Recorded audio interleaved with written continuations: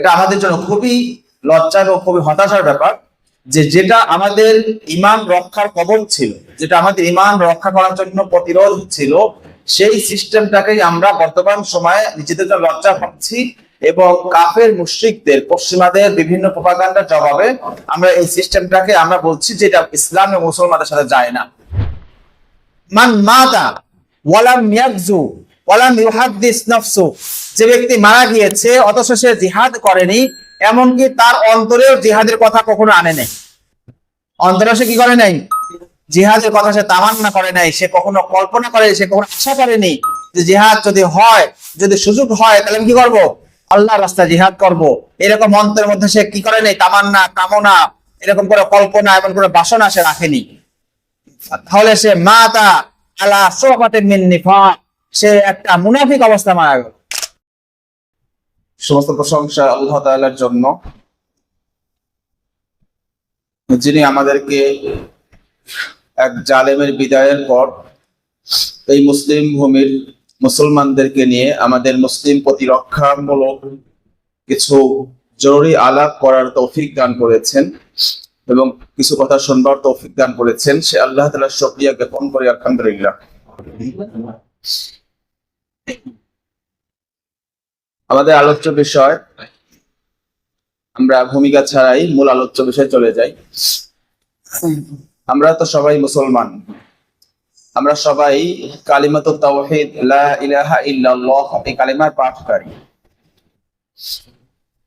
তো একজন ব্যক্তি যখন মুমিন হয়, যখন ঈমান আনে, তার জন্য কিছু কর্তব্য এবং তার জন্য কিছু দায়িত্ব তার জন্য অপরিহার্য হয়ে যায়। শুধু কি কালিমা পাঠ করলেই তার দায়িত্ব শেষ হয়ে যাবে? না, কালিমা পাঠ করার পর আরো কিছু দায়িত্ব রয়েছে। তো এই কালিমা পাঠ করার পর সবচেয়ে জরুরি এবং সবচেয়ে অপরিহার্য বা অত্যন্ত গুরুত্বপূর্ণ একটি দায়িত্ব হলো এই কালিমাকে রক্ষা করা এবং এই কালিমার ধারক বাহক, এই কালিমা পাঠকারীদের জন্য নিরাপত্তা নিশ্চিত করা। এটা এই কালিমার ধারক বাহক বা এই কালিমা পাঠকারী প্রতিটি মুসলমানের জন্য অপরিহার্য কর্তব্য। তো এই কালিমা পাঠ করার পর আমাদের জন্য এই কর্তব্যটা কেন দেওয়া হয়েছে? এটার কারণ হলো পৃথিবীতে প্রতিটি মূল্যবান জিনিস, প্রতিটি দামি জিনিস যতটা দামি হয়, তার হেফাজত এবং তার রক্ষণাবেক্ষণের পদ্ধতি বা সিস্টেমটা তত শক্তিশালী হয়। তো আমরা মুমিন যারা, আমরা মুসলিম যারা, আমরা বিশ্বাস করি, আমরা এই আকীদা লালন করি যে পুরা পৃথিবীর মধ্যে সবচেয়ে দামি সম্পদের নাম কি? ঈমান। তো ঈমান যেহেতু সবচেয়ে দামি সম্পদ, ঈমান যেহেতু মুসলমানদের কাছে সবচেয়ে গুরুত্বপূর্ণ সম্পদ, সুতরাং এটা রক্ষা করার জন্য এবং এটার দাবিগুলোকে যথাযথভাবে আদায় করার জন্য মুসলমানদের গুরুত্ব এবং তাদের প্রচেষ্টাও সবচেয়ে বেশি হওয়া জরুরি। এই কালিমা যেহেতু দামি, এই ঈমান যেহেতু সবচেয়ে মূল্যবান, এই জন্য এই ঈমান হরণ করার জন্য, এই ঈমান নষ্ট করার জন্য শয়তানের প্রচেষ্টাও থাকে সবচেয়ে বেশি। শয়তান দুই প্রকার, একটা হচ্ছে মিনাল জিন্নাতি আর একটা ওয়ান্নাস। সূরা নাসের শেষে যে আয়াতের অংশ রয়েছে, মিনাল জিন্নাতি ওয়ান্নাস, জিন শয়তান আর মানুষ শয়তান। জিন শয়তান এরা আমাদের উপরে আঘাত করে, আমাদের ঈমান নষ্ট করার চেষ্টা করে, অন্তরের মধ্যে ওয়াসওয়াসা, অন্তরের মধ্যে কুমন্ত্রণা ঢেলে। তারা আমাদের নফসের মধ্যে, আমাদের অন্তরের মধ্যে তারা বিভিন্ন ধরনের কুমন্ত্রণা দেয়, বিভিন্ন ধরনের ওয়াসওয়াসা ঢেলে দেয়, যার কারণে আমাদের ঈমান অনেক সময় নড়বড়ে হয়ে যায়, অনেক সময় নষ্ট হয়ে যায়। আর মানুষ শয়তান, মানুষ শয়তানের কাজ দ্বিমুখী।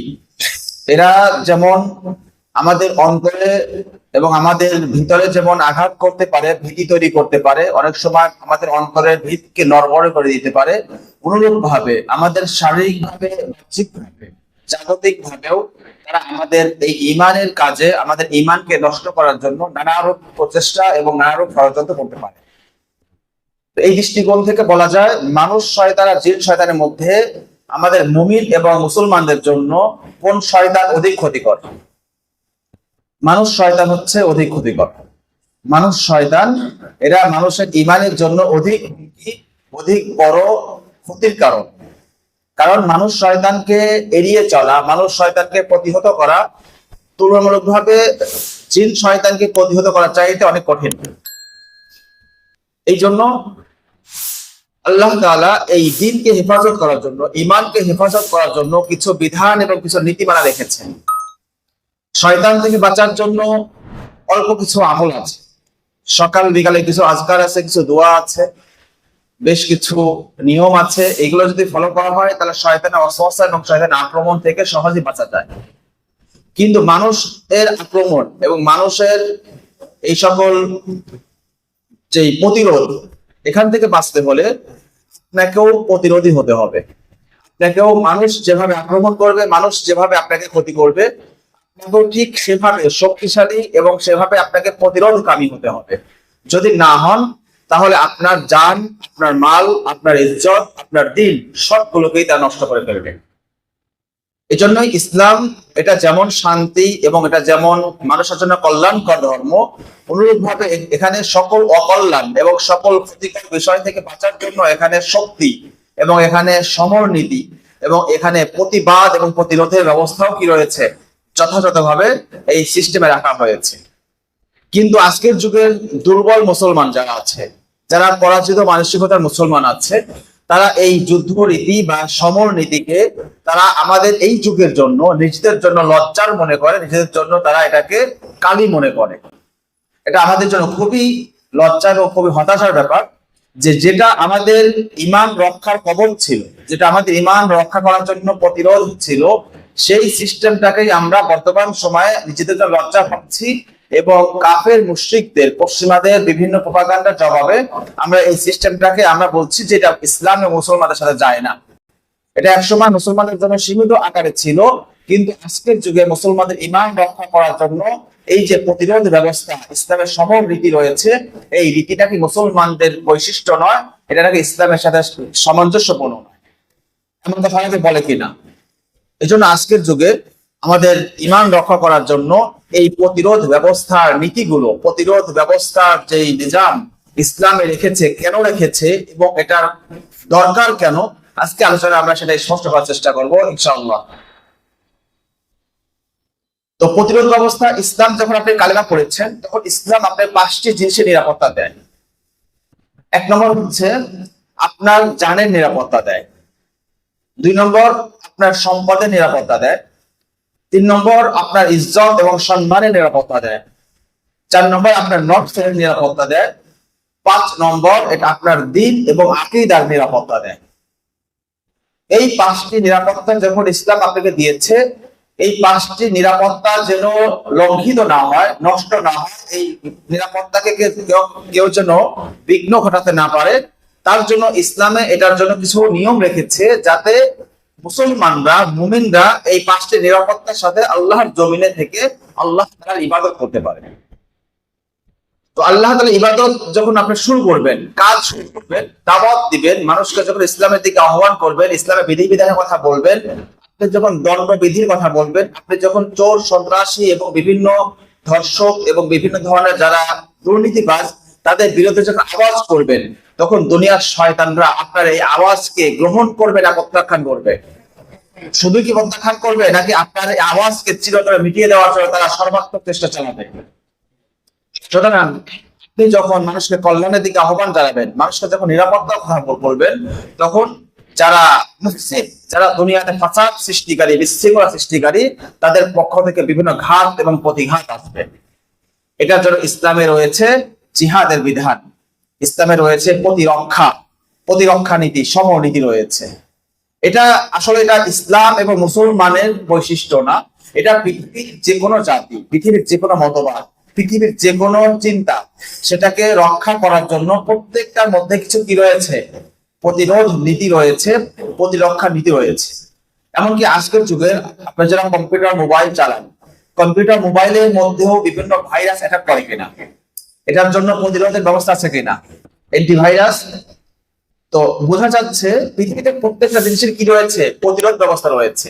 এই যে মসজিদ বা ঘর, আপনারা যে ঘরে থাকেন, যে বাড়িতে থাকেন, এখানে একটা মেইন গেট এবং দরজা আছে কিনা, লক আছে কিনা, কেন আছে? কারণ দুনিয়ার সব মানুষ ভালো, সবাই ভালো না। আপনার ঘরের মধ্যে চোর, ডাকাত, ধর্ষক, বিভিন্ন অনাচারকারী মানুষ ঢুকে আপনার কি করতে পারে, জান মাল ইজ্জতের ক্ষতি করতে পারে। যার কারণে আপনার পরিবারকে সেফটি দেওয়ার জন্য, আপনার ঘরকে নিরাপদ রাখার জন্য, আপনার সম্পদকে হেফাজতে রাখার জন্য আপনার লক দরকার হয়, দরজার দরকার হয়। তো অনুরূপভাবে ইসলামী বিধান, ইসলামের এই তাওহীদের দাওয়াত এবং শয়তানের বিরুদ্ধে যেই দাওয়াত আল্লাহ তাআলা আমাদেরকে দিয়ে পাঠিয়েছেন, এই দাওয়াত যখন আপনি দিবেন, এই দাওয়াত যখন মানুষের কাছে বলবেন, তখন যারা ফাসাদ সৃষ্টিকারী, যারা অনাচারকারী, যারা অপরাধী, তাদের গায়ে আগুন ধরে যাবে। তারা তখন আপনার এই দাওয়াতকে মিটিয়ে দিতে চাইবে, আপনার এই দাওয়াতকে তারা প্রত্যাখ্যান করবে এবং এই দাওয়াতকে সর্বাত্মকভাবে তার চেষ্টা করবে এটা যেন নষ্ট হয়ে যায় এবং এটা ধারণ বাহকের জন্য দুনিয়া থেকে নিশ্চিহ্ন হয়ে যায়। এটা হচ্ছে ইসলামে প্রতিরক্ষা ব্যবস্থা দেওয়ার কারণ। এটা ক্লিয়ার বুঝে আসছে সবার? তাহলে প্রতিরক্ষা ব্যবস্থা এটা দুনিয়ার যে কোনো নিজাম, দুনিয়ার যে কোনো গুরুত্বপূর্ণ বিষয়, দুনিয়ার যে কোনো মূল্যবান বস্তুর জন্য প্রতিরক্ষা ব্যবস্থা আসে নাকি নাই? তাহলে যৌক্তিক ভাবে আমরা যদি কোরআন সুন্নাহকে যদি আমরা এক পাশেও রাখি, যদি আমরা যৌক্তিক ভাবে চিন্তা করি, তাহলেও বুঝে আসে যে আমাদের এই আকীদা, আমাদের এই চিন্তা, আমাদের এই ঈমান, আমাদের এই দ্বীন, এটাকে হেফাজত করার জন্য কিছু কি লাগবে? শক্তির দরকার হবে, আমাদের কিছু সমর নীতির দরকার হবে, আমাদের কিছু প্রতিরোধ ব্যবস্থার প্রয়োজন হবে। যৌক্তিক ভাবে আমরা সমর নীতির যৌক্তিকতা আমরা প্রমাণ করছি। দ্বিতীয় নম্বর, আমরা বাস্তবতায় যাই যে কোরআন এবং সুন্নাহর মধ্যে সমর নীতি এবং প্রতিরোধ ব্যবস্থা রাখা হয়েছে বাস্তবে কিছু রূপ দেখে। নবী করিম সাল্লাল্লাহু আলাইহি সাল্লামের নবুয়তের জিন্দেগি কত বছর ছিল? 23 বছর। 23 বছরের মধ্যে তিনি 13 বছর ছিলেন কোথায়? মক্কায়, তার জন্মভূমি, যেখানে দাওয়াতের প্রথম ছিল মক্কা। মক্কাতে তিনি 13 বছর ছিলেন আর মদিনাতে ছিলেন 10 বছর। আচ্ছা বলেন, মক্কাতে 13 বছর তিনি দাওয়াত দিয়েছেন, এই দাওয়াত দেওয়ার ফলাফল, এই দাওয়াত দেওয়ার পরিবর্তে, এই দাওয়াত দেওয়ার কারণে নবী করিম সাল্লাল্লাহু আলাইহি ওয়াসাল্লামের উপরে কি পরিমাণ নির্যাতন এবং কি পরিমাণ জুলুম করা হয়েছে?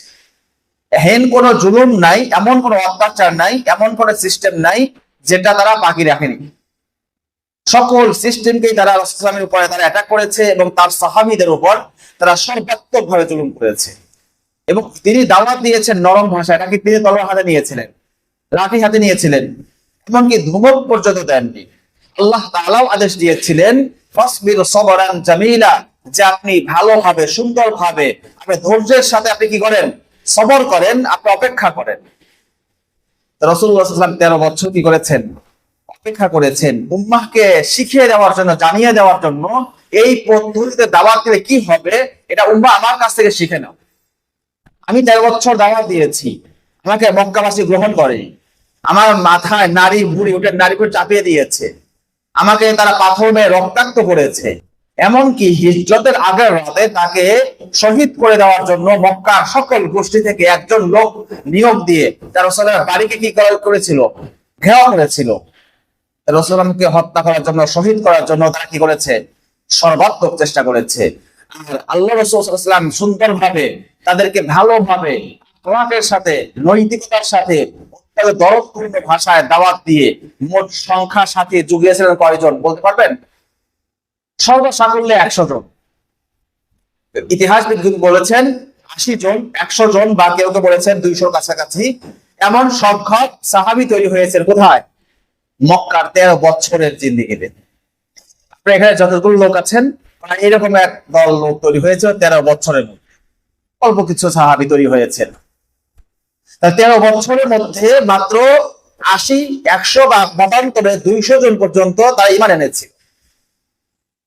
কিন্তু রাসূলুল্লাহ সাল্লাল্লাহু আলাইহি ওয়াসাল্লাম যখন ঈমানের দাওয়াত নিয়ে মদিনাতে গমন করলেন, হিজরত করলেন, মদিনাতে যাওয়ার পর মাত্র কয় বছর ছিল?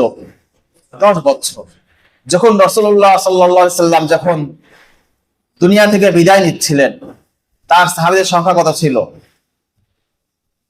1000 ছিল? 10,000? 50,000? লাখের উপরে ছিল। 10 বছরে কি ম্যাজিক, কি একটা মিরাকল ঘটলো যে যেখানে 13 বছরে এত সুন্দর আহ্বান, এত সুন্দর দাওয়া, এত সুন্দর কথা, আখলাক দিয়ে তিনি দাওয়াত দিয়েছিলেন। সংখ্যা ছিল 80 থেকে সর্বোচ্চ 200 জন পর্যন্ত। আর সেখানে 10 বছর তিনি কি দাওয়াত দিয়েছেন, সেখানে সংখ্যা অল্প সময়ের মধ্যেই সংখ্যা কত হয়ে গেল, লক্ষাধিক পার হয়ে গেল। এখানেই হচ্ছে ইতিহাস এবং শিক্ষা নেওয়ার বিষয় রয়েছে। রাসূলুল্লাহ সাল্লাল্লাহু আলাইহি ওয়াসাল্লাম নিজের রক্ত দিয়ে, নিজের দাঁত শহীদ করে, নিজের শরীরকে পাথরের আঘাত সহ্য করে উম্মাকে শিক্ষা দিয়েছেন যে উম্মাহ শিখে নাও, এইভাবে দাওয়াত দিলে এই ফল আসবে, আর ওইভাবে দাওয়াত দিলে ওইভাবে ফল আসবে।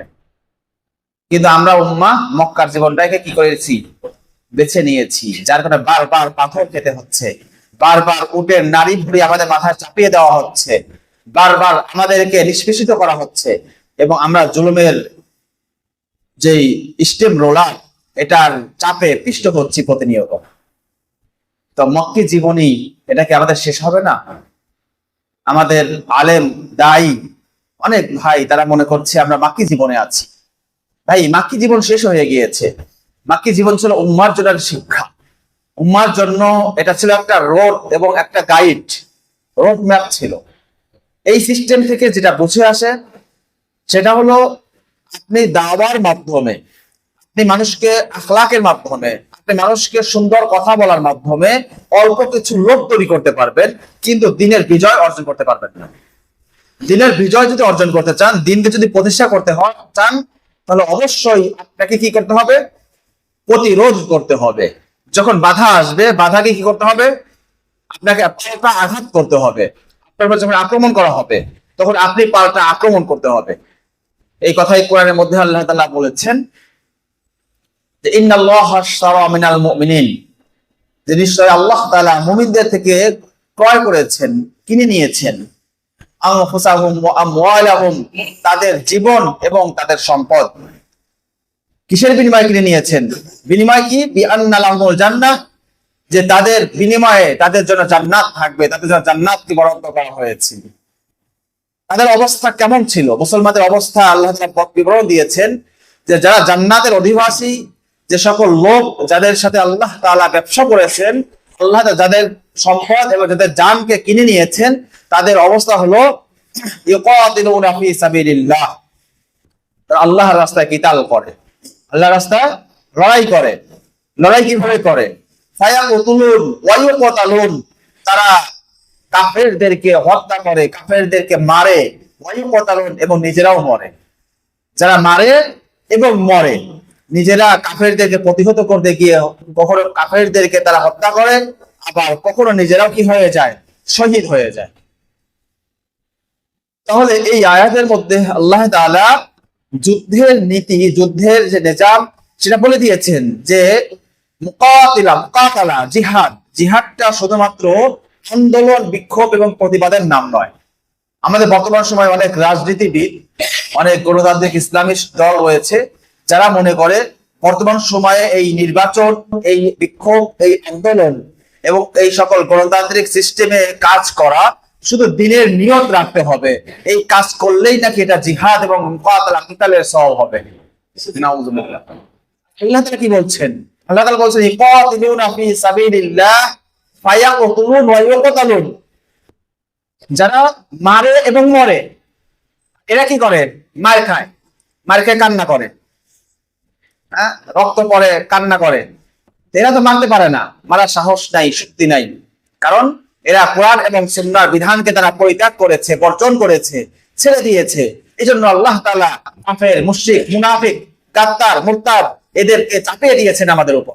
তারা আমাদের এক গালে চড় মারে দাগ করে যায়, আর এক গালে চড় মারে রক্ত পড়ে, আমাদের পিঠে গুলি মারে, আমার পিঠ থেকে রক্ত প্রবাহিত হয়, কিন্তু আমরা বিজয় অর্জন করতে পারি না, আমরা কাঙ্ক্ষিত গন্তব্যে পৌঁছতে পারি না। এই জন্য জিহাদের যে বিবরণ, কিতালের যে বিধান, যে পদ্ধতি আল্লাহ তাআলা কোরআনে বর্ণনা করেছেন, এটাই একমাত্র কিতাল এবং জিহাদের সঠিক মানহাজ, সঠিক পথ। কিন্তু আজকের যুগে যারা ডেমোক্রেসি, যারা গণতান্ত্রিক পদ্ধতিতে যারা দিন কায়েম করতে যায়, ইসলাম প্রতিষ্ঠা করতে যায়, তারা কখনো বিজয়ী হবে না। তারা সর্বদা শুধু মারই খাবে, সর্বদা শুধু লাঞ্ছিতই হবে, সর্বদা শুধু বঞ্চিতই হবে। এদেরকে সিঁড়ি বানিয়ে অনেক লোক সেকুলাররা ক্ষমতার ফল আহরণ করবে, ক্ষমতার ফল ভোগ করবে, আর এই সকল ইসলামিস্টরা নিচে থেকে শুধু হাঁ করে তাকিয়ে থাকবে। ফল খাওয়ার পর ফলের সবলা, ফলের খোসা মাঝে মধ্যে তাদের জিহ্বা ঢালবে, তারা এটার স্বাদ নিয়েই বলবে আহ কি মজা। এই মজা খেতে খেতে তাদের জীবন চলে যাবে, কিন্তু কখনো এই লাঞ্ছনার জীবন, এই অপদস্থতার জীবন থেকে তারা কখনো কি হবে না, মুক্তি পাবে না। এই কথা কোরআনে শুধু না, হাদিসের মধ্যেও আছে। রাসূলুল্লাহ সাল্লাল্লাহু আলাইহি ওয়াসাল্লাম ইরশাদ করেছেন, ইযা তাবায়াতুম বিল আইনা ওয়া আখাযতুম আযনাবাল বাকার ওয়া রাদিতুম বিজ-জারই ওয়া তারাকতুমুল জিহাদ। যখন তোমরা ব্যবসা বাণিজ্যের মধ্যে তোমরা ব্যস্ত হয়ে পড়বে, সুদ ভিত্তিক ব্যবসা, হালাল হারাম যাচাই বাছাই না করে তোমরা দুনিয়ার ব্যবসা বাণিজ্য নিয়ে কি হয়ে পড়বে, ব্যস্ত হয়ে পড়বে। ওয়া আখাযতুম আযনাবাল বাকার, এবং তোমরা গরুর লেজ আঁকড়ে ধরবে। পশু পালন এবং পশুর ব্যবসা, দুধ দোহানো এবং বিভিন্ন পশুর পশম কেটে ব্যবসা করা, যেটা আরবের মধ্যে প্রচলিত ছিল, এরকম ব্যবসার মধ্যে লিপ্ত হয়ে যাবে। ওয়া রাদিতুম বিজ-জারই, কৃষি কাজে তোমরা সন্তুষ্ট হয়ে পড়বে। যারা কৃষক তাদেরকে উদ্দেশ্য করে বলা হচ্ছে, তোমরা কৃষি কাজ নিয়ে তোমরা কি হয়ে যাবে, সন্তুষ্ট হয়ে যাবে, দুনিয়া দিয়ে তোমরা ব্যতিব্যস্ত হয়ে পড়বে। ও তারাকতুমুল জিহাদ, এবং তোমরা জিহাদকে কি করবে, পরিত্যাগ করবে, তরক করবে। যদি এমন কাজ করো যে জিহাদ পরিত্যাগ করে তোমরা দুনিয়ার নিজাম নিয়ে, দুনিয়ার সিস্টেম নিয়ে, দুনিয়ার ব্যবসা নিয়ে, দুনিয়ার এই ব্যস্ততা নিয়ে তোমরা যখন এর মধ্যে লিপ্ত হয়ে পড়বে, তখন আল্লাহ তাআলা তোমাদের উপর কি করবেন, সাল্লাল্লাহু আলাইকুম দুল্লান, আল্লাহ তাআলা তোমাদের উপর এক বিশাল লাঞ্ছনা চাপিয়ে দিবেন, এক অপমানজনক এক জীবন তোমাদেরকে দিয়ে দিবেন। লা ইয়ানজিহু হাত্তা তারজিউ ইলা দীনিকুম, যতক্ষণ না তোমাদের পরিপূর্ণ দিনের দিকে ফিরে আসবে, ততক্ষণ পর্যন্ত আল্লাহ তাআলা এই লাঞ্ছনা, এই বঞ্চনা এবং এই অপদস্থর জীবন আল্লাহ তাআলা তোমাদের থেকে উঠিয়ে নেবেন না। লাঞ্ছনার জীবন আসার একটা কারণ কি, জিহাদকে যদি ছেড়ে দেওয়া হয়, প্রতিরক্ষাকে যদি অস্বীকার করা হয়, প্রতিরোধ আন্দোলনকে যদি আপনারা নিজেদের জন্য লজ্জার মনে করেন, যদি নিজেদের জন্য এটাকে ক্ষতির কারণ মনে করেন, যদি পশ্চিমাদের চোখে ভালো হওয়ার সুশীল সাজার যদি চেষ্টা করেন, তাহলে এই লাঞ্ছনার জীবন থেকে মুসলমানদের মুক্তি হওয়া সম্ভব। কিন্তু মুসলমানরা পুরা পৃথিবীতে কান্না করছে, পুরা পৃথিবীতে মুসলমান চিৎকার করছে যে আমরা এত মুসলমান, আমরা এত কোটি মুসলমান, 200 কোটি মুসলমান, কিন্তু মুসলমানদের বিজয় আসছে না কেন, মুসলমানদের এই লাঞ্ছনার জীবন শেষ হচ্ছে না কেন? কারণগুলো পাওয়া যাচ্ছে কিনা পড়াশোনার মধ্যে।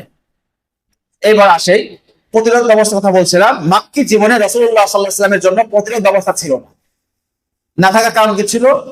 ঐতিহাসিক কারণ লিখেছেন, সিরাত বিশেষজ্ঞ কারণ লিখেছেন যে মাক্কি জীবনে রাসূলুল্লাহ সাল্লাল্লাহু আলাইহি ওয়াসাল্লাম যদি প্রতিরোধ ব্যবস্থা গ্রহণ করতেন, তাহলে সেই জায়গায় প্রতিরোধ করার মতো কোনো শক্তি এবং কি ছিল না, সামর্থ্য ছিল না। তখন লোকজন ছিল কম, তাদের অস্ত্র ছিল কম, তাদের সমর্থন ছিল কম, যার কারণে মক্কার লোকদের বিরুদ্ধে প্রতিরোধ আন্দোলন করা, তাদের বিরুদ্ধে যুদ্ধ করা, জিহাদ করা, এটা মক্কার সময় কি ছিল না, সম্ভব ছিল না। এই জন্য আল্লাহ তাআলা তাদেরকে তখন জিহাদের অনুমতি দেন। কিন্তু যখন রাসূলুল্লাহ সাল্লাল্লাহু আলাইহি ওয়াসাল্লাম মদিনাতে আসলেন, মদিনাতে আসার আগে তিনি কিন্তু একটা চুক্তি করেছিলেন। চুক্তিটা হয়েছিল আকাবা। মদিনার কিছু আনসার সাহাবী তারা রাসূলুল্লাহ সাল্লাল্লাহু আলাইহি ওয়াসাল্লামের কাছে এসেছিল হজের মৌসুমে। রাসূলুল্লাহ সাল্লাল্লাহু আলাইহি ওয়াসাল্লামের কাছে এসে যখন তারা দ্বীনের দাওয়াত পায় এবং তারা যখন বুঝতে পারে তিনি সত্য নবী, তখন তারা ইসলাম গ্রহণ করে।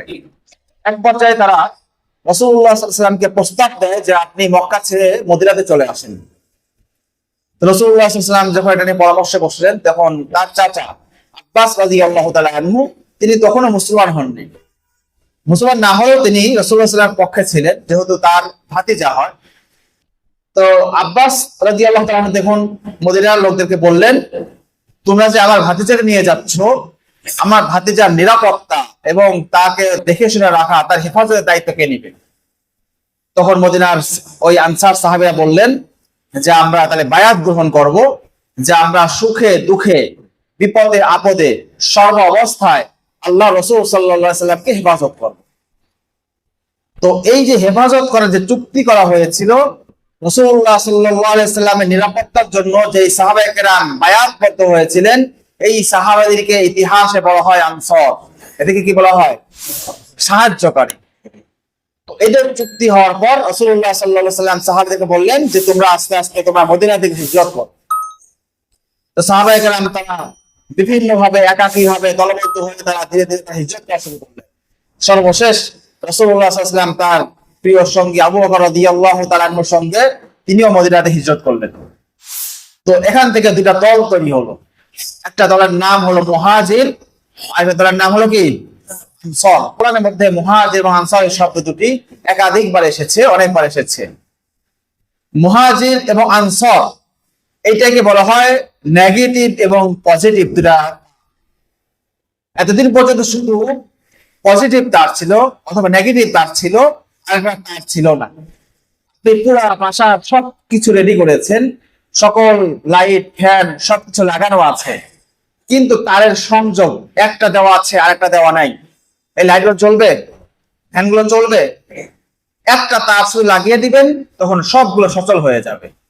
তো দিন জিন্দা হওয়ার, দিন প্রতিষ্ঠিত হওয়ার জন্য দুটা তার রয়েছে। একটির নাম হচ্ছে মুহাজির আর একটির নাম হচ্ছে আনসার। একটির নাম হচ্ছে হিজরত আর একটির নাম হচ্ছে নুসরত।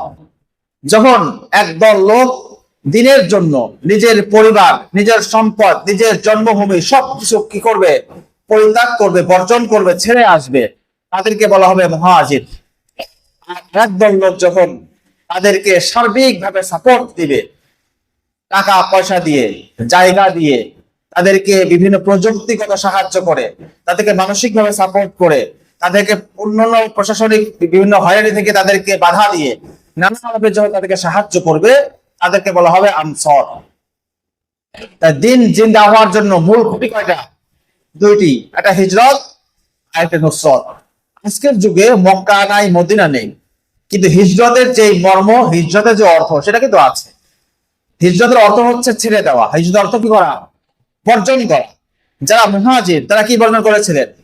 পরিবার বর্জন করেছিলেন, আত্মীয় স্বজন ছেড়েছিলেন, নিজের এলাকা ছেড়েছিলেন, সম্পদ ছেড়েছিলেন, সবকিছু ছেড়েছিলেন কিসের জন্য? দিনের জন্য।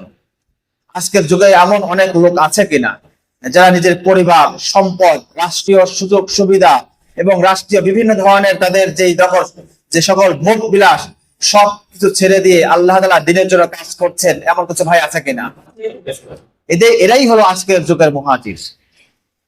মুহাজিরের জন্য এই এক দেশ থেকে আরেক দেশ যেতে হবে না।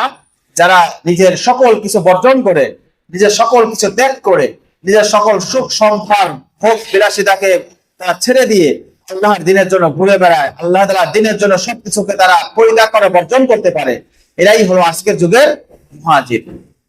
আর এদেরকে যারা অর্থ দিয়ে, এদেরকে যারা জ্ঞান দিয়ে, মেধা দিয়ে, শক্তি দিয়ে, সাপোর্ট দিয়ে, কমপক্ষে সমর্থন দিয়ে যারা এদেরকে সাহায্য করে, এদেরকে বলা হবে কি? আজকের যুগে এরাই হলো আনসার। এই দুটা দল যখন একসাথে হবে, নেগেটিভ এবং পজিটিভ যখন একসাথে হবে, তখন এই জমিনে, এই ভূখণ্ডে আল্লাহ তাআলার দ্বীন প্রতিষ্ঠিত হবে।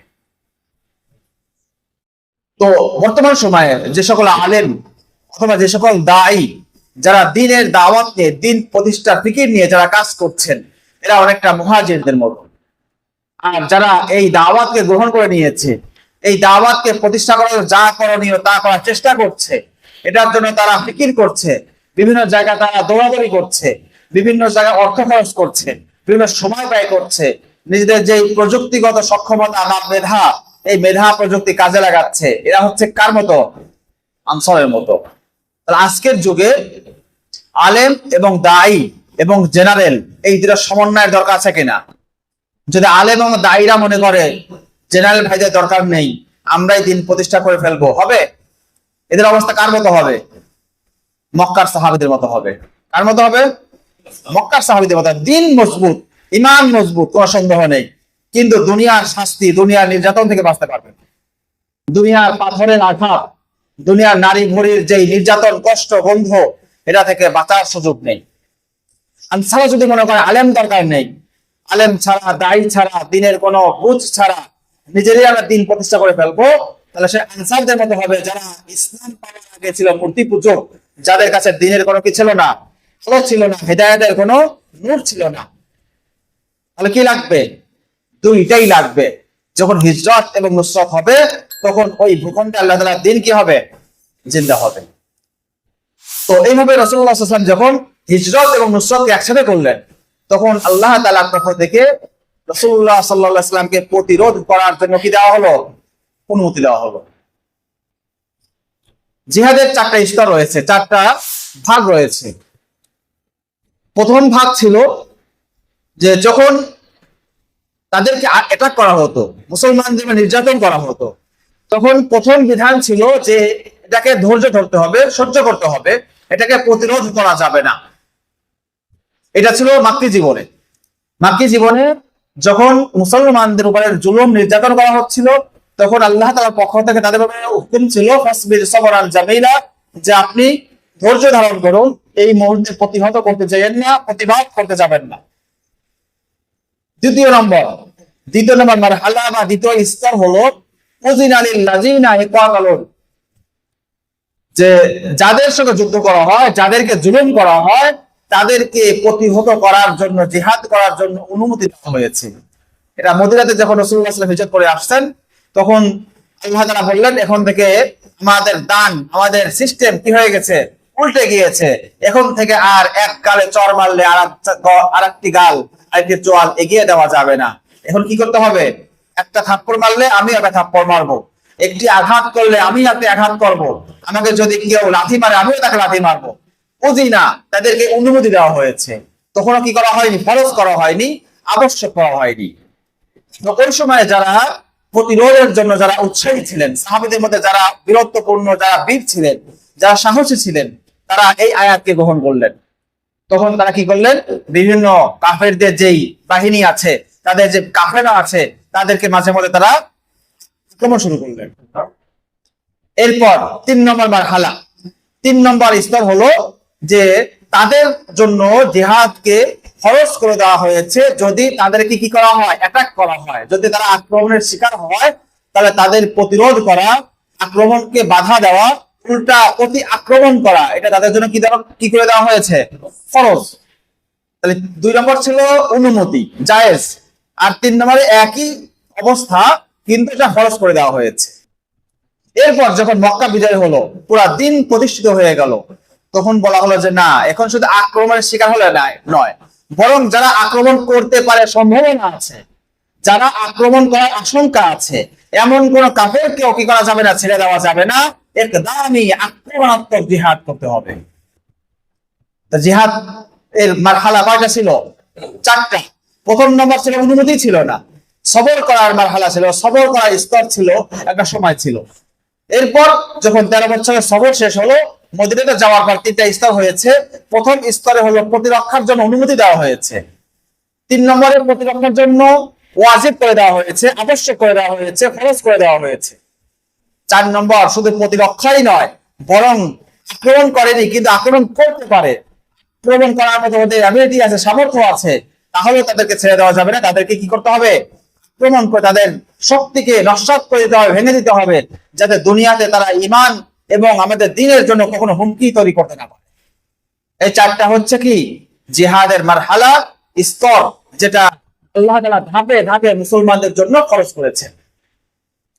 এই 4টি মারহালা পার হয়েছে। কিন্তু বর্তমান সময়ে অনেক মডারেট মুসলিম তারা বলে জিহাদ মানেই হচ্ছে আক্রমণাত্মক, বলতে কোনো জিহাদ নেই, সব জিহাদ হচ্ছে প্রতিরক্ষামূলক জিহাদ। তারা জিহাদ একদমই আক্রমণাত্মক জিহাদ, যে জিহাদটা নিজেদের পক্ষ থেকে কাফেরদের শান শৌকত, কাফেরদের শক্তি এবং তাদের যেই সক্ষমতা, এটাকে ভেঙে দেওয়ার জন্য যে জিহাদের বিধান রয়েছে, সেটা নাকি ইসলামে নেই। যদি নাই থাকে, তাহলে আবু বকর রাদিয়াল্লাহু তাআলা আনহু, ওমর রাদিয়াল্লাহু তাআলা আনহু, তারা যে রোম পারস্যকে আক্রমণ করলেন এবং পুরা পৃথিবীকে জয় করলেন, সাহাবায়ে কেরাম এই সকল কর্মপন্থা ভুল ছিল? কিন্তু একদল লোক আছে, তারা বলেছে না, আক্রমণ করা যাবে না, কেউ মারলে প্রতিহত করো, এটা ঠিক আছে, এটা এই পর্যন্ত যুক্তি আছে, কিন্তু তোমাদেরকে যদি কেউ মারে, তোমরা কি করতে পারবে না, তোমাদের না মারে তাদেরকে মারা যাবে না। অথচ আল্লাহ তাআলা কি বলছেন, আল্লাহ তাআলা বলছেন ওয়াকাতিলুহুম হাত্তা লা তাকুনা ফিতনা হাত্তা ইয়াকুনা দ্বীনু কুল্লুহু লিল্লাহ। তোমরা তাদের সঙ্গে যুদ্ধ করো, তোমরা তাদের সঙ্গে জিহাদ করো, হাত্তা লা তাকুনা ফিতনা, যতক্ষণ না ফিতনা নির্মূল হয়। অথবা অন্য আয়াতের মধ্যে আছে হাত্তা ইয়াকুনা দ্বীনু কুল্লুহু লিল্লাহ, যে আল্লাহ তাআলার জন্য পুরা দিন সাব্যস্ত হয়ে যাবে, পুরা দিন প্রতিষ্ঠিত হয়ে যাবে। তো ফিতনা বলতে এখানে ফিতনাতুল কুফর, ফিতনাতুল শিরক, শিরিক এবং কুফর এটা নির্মূল হওয়ার আগ পর্যন্ত আল্লাহ তাআলা কি করতে বলেছেন? জিহাদ করতে বলেছেন। আর অন্য আয়াতের মধ্যে বলেছেন যে দিন, আল্লাহ তাআলা দিন এই জমিনে প্রতিষ্ঠিত হওয়ার আগ পর্যন্ত লড়াই চলবে। হাদিসের মধ্যে রাসূলুল্লাহ সাল্লাল্লাহু আলাইহি ওয়াসাল্লাম এক কথা বলেছেন, قال النبي صلى الله عليه وسلم أمرت أن أقاتل الناس حتى يشهدوا أن لا إله إلا الله ويقيموا الصلاة ويؤتوا الزكاة। আমাকে আদেশ করা হয়েছে আমি যেন মানুষের বিরুদ্ধে, মানুষের সাথে লড়াই করি। আদেশ কে করেছেন? আল্লাহ করেছেন। রাসূল সাল্লাল্লাহু বলছেন, সহিহ হাদিস, হাদিস অস্বীকার করার কোনো উপায় নেই। রাসূলুল্লাহ সাল্লাল্লাহু আলাইহি ওয়াসাল্লাম বলছেন আমাকে আদেশ করা হয়েছে আমি যেন মানুষের বিরুদ্ধে লড়াই করি, যুদ্ধ করি। কতক্ষণ পর্যন্ত? হাত্তা ইয়াশহাদু আল্লা ইলাহা ইল্লাল্লাহ, যতক্ষণ না এই সাক্ষ্য দিবে যে আল্লাহ তাআলা ছাড়া কোনো মাবুদ নাই, আল্লাহ তাআলা ছাড়া কোনো সার্বভৌমত্বের অধিকারী নেই, এমন সাক্ষ্য দেওয়ার আগ পর্যন্ত আমি মানুষের সাথে কি করব? লড়াই করব, যুদ্ধ করব। ওয়া ইয়াকিমুস সালাত ওয়া ইউতুজ যাকাত, এবং শুধু কালেমা পাঠ করলেই হবে না, নামাজ আদায় করতে হবে এবং যাকাত দিতে হবে। আজকের যুগে দুনিয়াতে সবাই কি কালেমা পাঠকারী? নাই। কালেমা যারা পাঠ করেছে তারা কি সবাই সালাত আদায় করে? সবাইকে যাকাত দেয়? তাহলে জিহাদের বিধান বাকি আছে নাকি রহিত হয়ে গেছে? বাকি আছে। বাকি আছে, এটা দলিল লাগবে। ক্বালা নবী সাল্লাল্লাহু আলাইহি ওয়াসাল্লাম আল জিহাদু মাদিন মুয বা'আসানি আল্লাহু তাআলা ইলা আন ইউকাতিলা আখির হাযিল উম্মাতিদ দাজ্জাল লা ইবতিলুহু জাওরু জাইরিন ওয়ালা আদু আদিল। নবী করিম সাল্লাল্লাহু আলাইহি ওয়াসাল্লাম বলেছেন, আল জিহাদু মাদিন, জিহাদ চলতেই থাকবে, জিহাদ চলতেই থাকবে। কতদিন পর্যন্ত?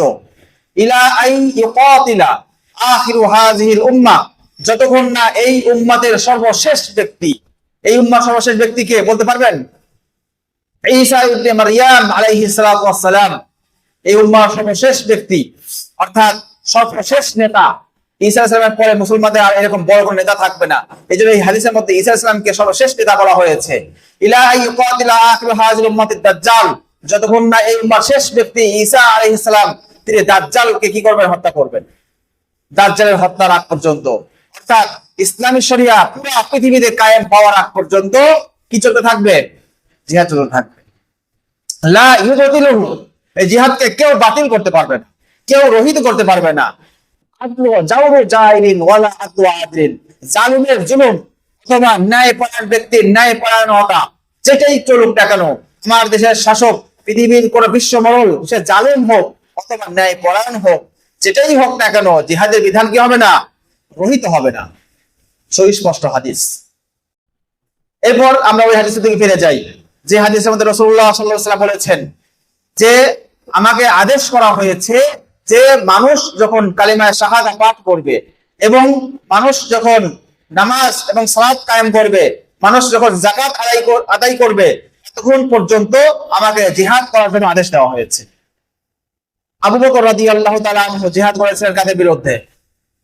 নামধারী মুসলমানদের বিরুদ্ধে জিহাদ করেছিলেন কিনা? যারা শাহাদা কালিমা শাহাদা পাঠ করতো কিনা?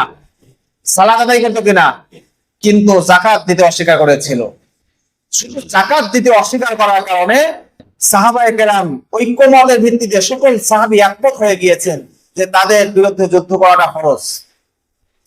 যুদ্ধই করেননি, তাদেরকে হত্যা করেছেন, তাদের পরিবারকে বন্দী করেছেন, তাদের সম্পদগুলোকে গনিমতের মাল হিসেবে গ্রহণ করেছেন। তা শুধু যাকাতের মাসআলাকে অস্বীকার করার কারণে, না দেওয়ার কারণে, আদায় করতে তারা প্রত্যাখ্যান করার কারণে তাদের বিরুদ্ধে যদি জিহাদ করা হয়, তাহলে বর্তমান পৃথিবীর কট্টর কাফের, মুনাফিক, গাদ্দার এইরকম অসংখ্য যারা দুনিয়ার ভাইরাস রয়েছে, তাদের বিরুদ্ধে জিহাদ করা ফরজ না হয়ে যাবে কোথায়? এই জন্য এই বিধানকে যদি কোনো ব্যক্তি অস্বীকার করে, তার ঈমান থাকবে?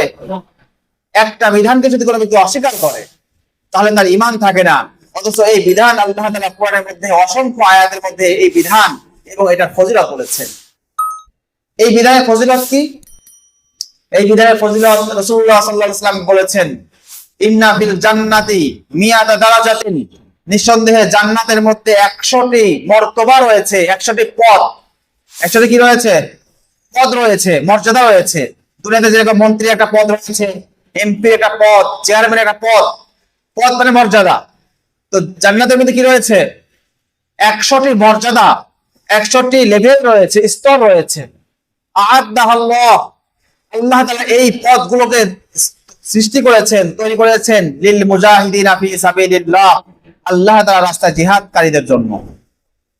আল্লাহর রাস্তায় যারা জিহাদ করবে তাদের জন্য এই 100টা স্তর, 100টা গ্রেড যেটা তৈরি করেছেন, এটা কাদের জন্য?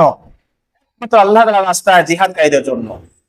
এই স্তরগুলো কত শক্তিশালী, কত বেশি, সেটা আল্লাহ তাআলা, সেটা রাসূল সাল্লাল্লাহু আলাইহি ওয়াসাল্লাম তার অংশ বলে দিয়েছেন, মা বাইনা দারাজাতাইন কামা বাইনা সামাই ওয়াল আরদ। এই 100টি গ্রেড, 100টি মর্যাদা বা পদ, এটা এত উঁচু মানের। একটা পদ থেকে আর একটা পদের দূরত্ব হচ্ছে আসমান এবং জমিনের মাঝে দূরত্ব সমান।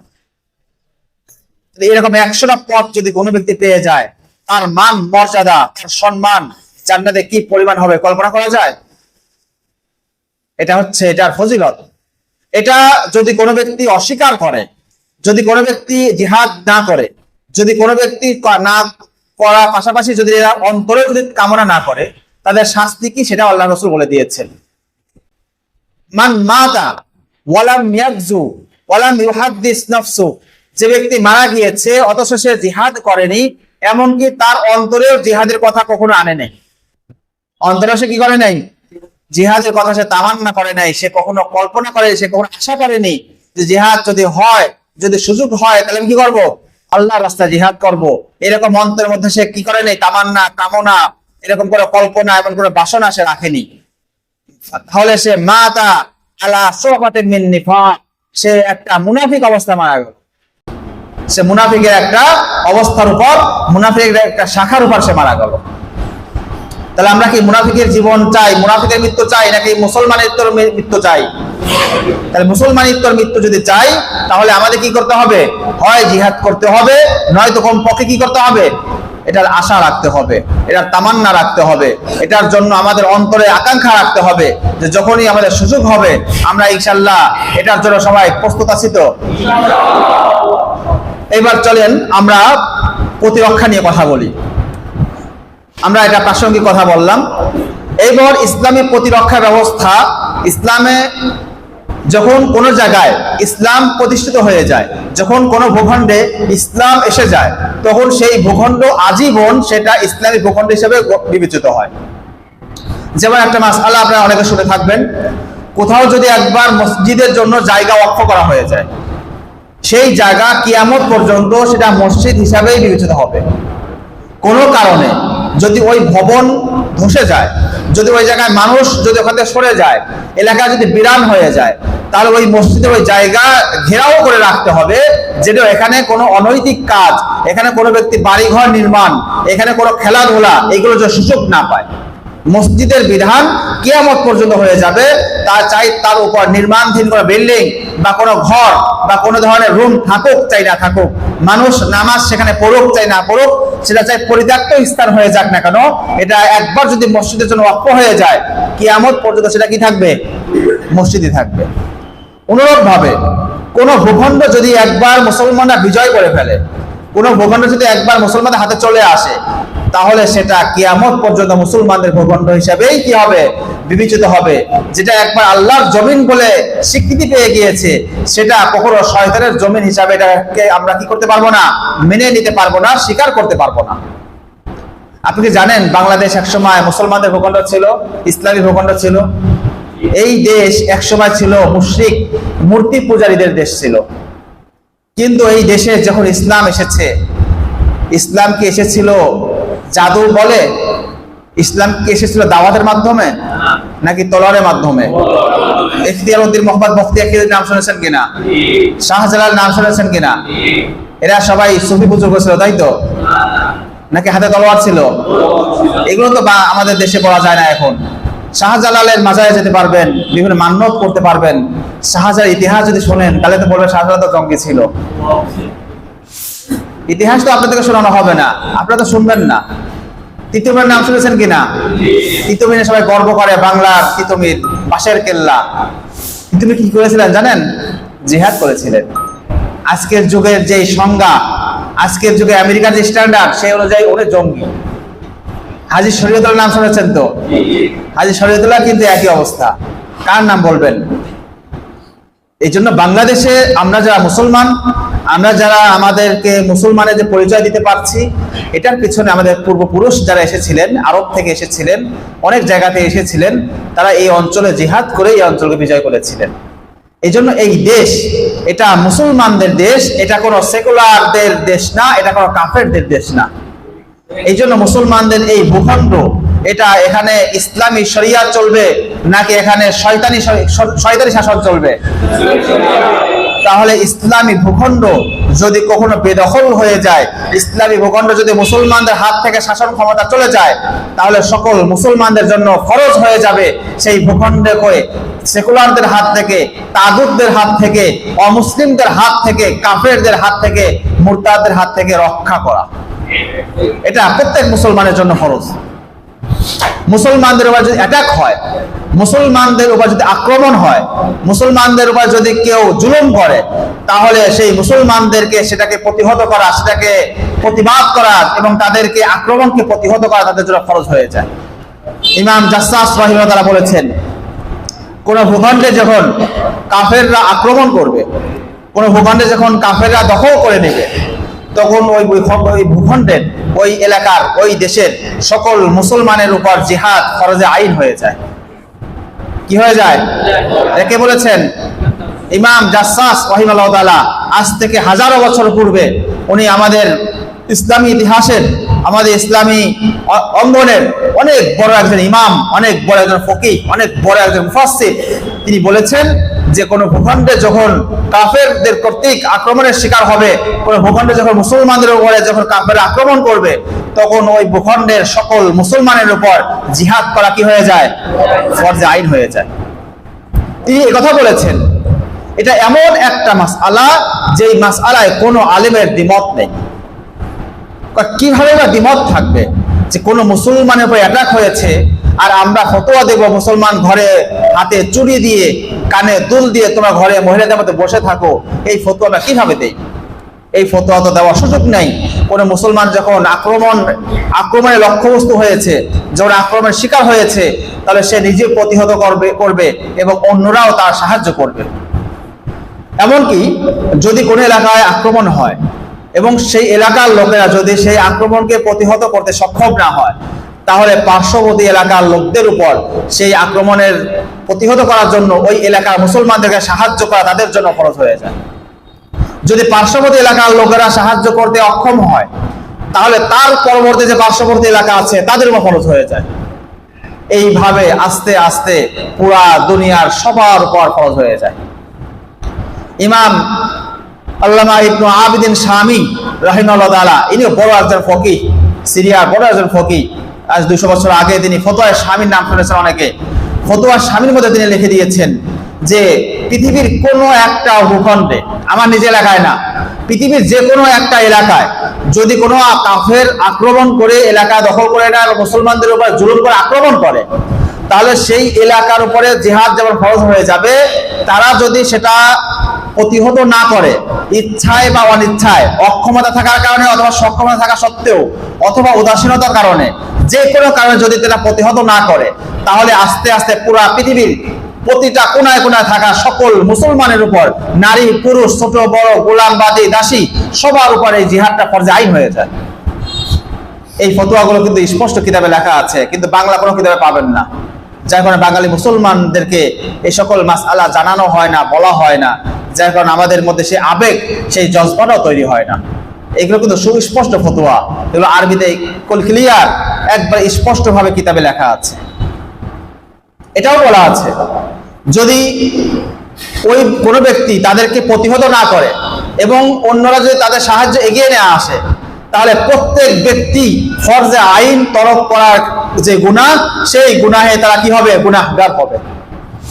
আপনি ফরজ করছেন, আপনি তাহাজ্জুদ করছেন, আপনি নফল রোজা রাখছেন, আপনি লাইলাতুল কদর, লাইলাতুল বারাত, বিভিন্ন রাতে আপনি ইবাদত করছেন, আপনি অনেক বড় দিকে বুজুর্গ ভাবছেন, কিন্তু আপনার যে ফরজ, একটা তরক, ফরজে আইন যে তরক হচ্ছে, একটা ফরজে আইনের মতো গুরুত্বপূর্ণ বিধান যে আপনার সরে যাচ্ছে, অথচ আপনার খবরও নেই, আপনার হুঁশও নেই। ফরজে আইন যে ব্যক্তি নফল পড়ে সে ফরজ ছাড়লে তার মনের অবস্থা কি ভালো থাকে না খারাপ থাকে? যারা নামাজি কোনো কারণে যদি নামাজ সরে যায় অন্তর খুব নিষ্পিস করে, অন্তরে খুব কষ্ট লাগে না? এমনকি গাড়ির মধ্যে যদি কোনো সময় নামাজ সরে যাচ্ছে, দেখা গাড়ি থামছে না, তখন কেমন লাগে? খুব খারাপ লাগে। যে একটা ফরজ বিধান, যদি আপনার ওজোর আছে, যদিও আপনার সক্ষমতা নাই, তবুও খারাপ লাগে। কিন্তু আপনি জানেনও না যে আপনার উপরে একটা ফরজ রয়েছে, ফরজে আইন একটা বিধান রয়েছে, কিন্তু সেই ফরজে আইন বিধান আপনি পালন করা তো দূরে থাক, এটা পালন না করার কারণে যে একটা আফসোস, কষ্ট এবং জ্বালাতন, একটা জ্বালাপোড়া থাকার কথা ছিল, সেই জ্বালাপোড়াটা আপনার অন্তরে নাই। তাহলে আপনি ফরজ বিধানকে পুরাপুরিভাবে বর্জন করছেন কিনা? আজকের যুগে বর্তমানে পৃথিবীতে পুরা পৃথিবীর সকল মুসলমান তো নিরাপদে আছে, তাই না? নিরাপদে আছে নাকি পুরা পৃথিবীর সকল মুসলমান আজকে আক্রমণের লক্ষ্যবস্তু হয়ে দাঁড়িয়েছে? ইমাম আনোয়ার শাহ কাশ্মীরি রাহিমাহুল্লাহ, ভারত উপমহাদেশের যাকে বলা হয় জীবন্ত চলতা ফেরতা কুতুবখানা, যাকে বলা হয় আজকের যুগের কম্পিউটার, যিনি একবার কোনো কিতাব পড়লে 40 বছর মনে থাকতো। কম্পিউটার পুরা রেকর্ড, টেপ রেকর্ডার, একবার পড়লে, হালকা করে পড়লে 40 বছর মনে থাকতো, ভালো করে দেখলে সারা জীবন মনে থাকতো। এরকম টেপ রেকর্ডার ছিলেন উনি। তো আনোয়ার শাহ কাশ্মীরি রাহিমাহুল্লাহ তিনি একবার শেষ জীবনে তিনি তাহাজ্জুদ পড়ে তিনি একটা কথা বিদ্ধ হয়ে গিয়েছেন, তখন বারবার একটা কথা আবৃত্তি করছেন, বারবার একটা কথা উচ্চারণ করছেন, ইয়া আল্লাহ আসাফ কদ দাইয়াতু হায়াতি কুল্লাহ, হায় আফসোস, আমি তো পুরা জীবন আমি শেষ করে দিলাম, পুরা জীবন নষ্ট করে দিলাম।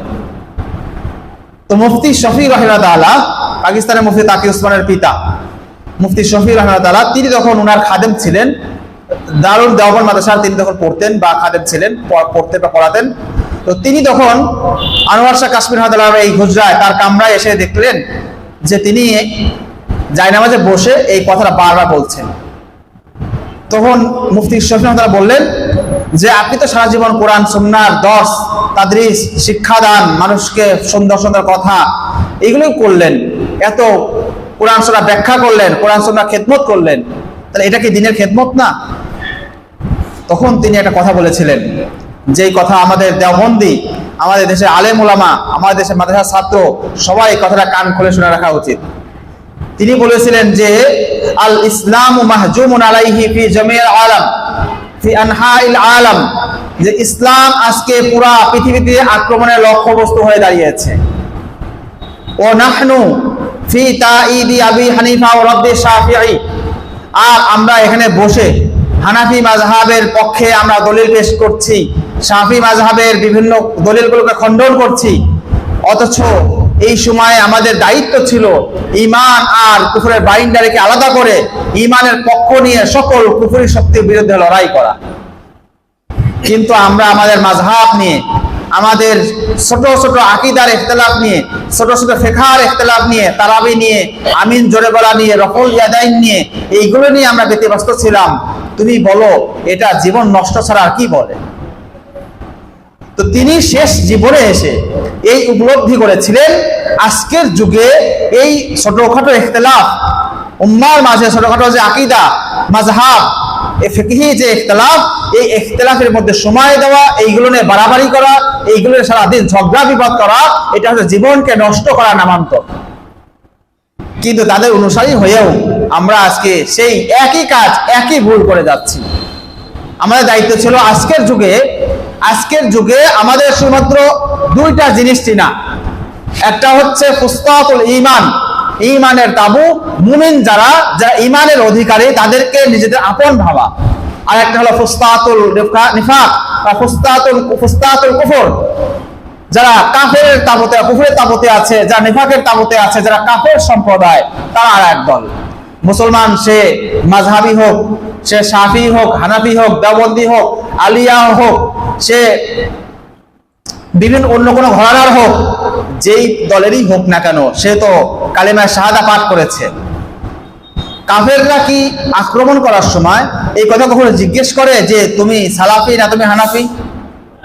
সে কি জিজ্ঞেস করে তুমি দেওবন্দি না তুমি আলিয়ার, তুমি কওমি না জামাতি, বেরলভী না আহলে হাদিস? জিজ্ঞেস কিচ্ছু করবে না, শুধু দেখবে তুমি মুসলমান কিনা। তুমি শুধু লা ইলাহা ইল্লাল্লাহ পাঠ করেছো কিনা, শুধু এটাই দেখবে। এই জন্য মুসলমানদের ওই মহিষের কথা, ওই মহিষের গল্পের কথা মনে রাখতে হবে, যে 3 মহিষ সে একসাথে ছিল, যাদেরকে একসাথে কোনো বাঘ আক্রমণ করতে পারছিল না। তখন সে কি করেছিল, বাকি 2 মহিষকে বলছিল যে তোমরা তো আমার ভাই, তোমরা তো আমার বন্ধু, কিন্তু ও হলো আমার শত্রু, সে আমার অমুক ক্ষতি করেছে, সে তোমাদেরও কল্যাণ চায় না, তোমাদের ক্ষতি চায়। এইভাবে একটা মিথ্যা কথা বলে সে বাকি 2 মহিষকে সে নিষ্ক্রিয় করে রেখেছিল, আর একটা মহিষকে সে একা পেয়ে তাকে সে আঘাত করে তাকে খেয়ে ফেললো। পরবর্তীতে এই 2 মহিষের মধ্যে সে বিভেদ তৈরি করে এই 2 মহিষকে আলাদা করে সে খেয়েছে, আলাদা আলাদা করে। মুসলমানদের মধ্যে আজকে বিভিন্ন মাসআলা, বিভিন্ন মাযহাবী ইখতিলাফ, বিভিন্ন ফিকহি ইখতিলাফ দিয়ে মুসলমানদের মধ্যে বিভাজন তৈরি করে তাদের মধ্যে এইগুলো নিয়ে ব্যতিব্যস্ত করে রেখেছে, যেন মুসলমানরা কাফেরদেরকে প্রতিহত করার জন্য সময়, সুযোগ এবং এই বিধিবিধানগুলো জানার সুযোগ না পায়। সামনে রমাদান আসতেছে, ইখতিলাফ করে বাঁধবে, তারাবি 8 রাকাত না 20 রাকাত,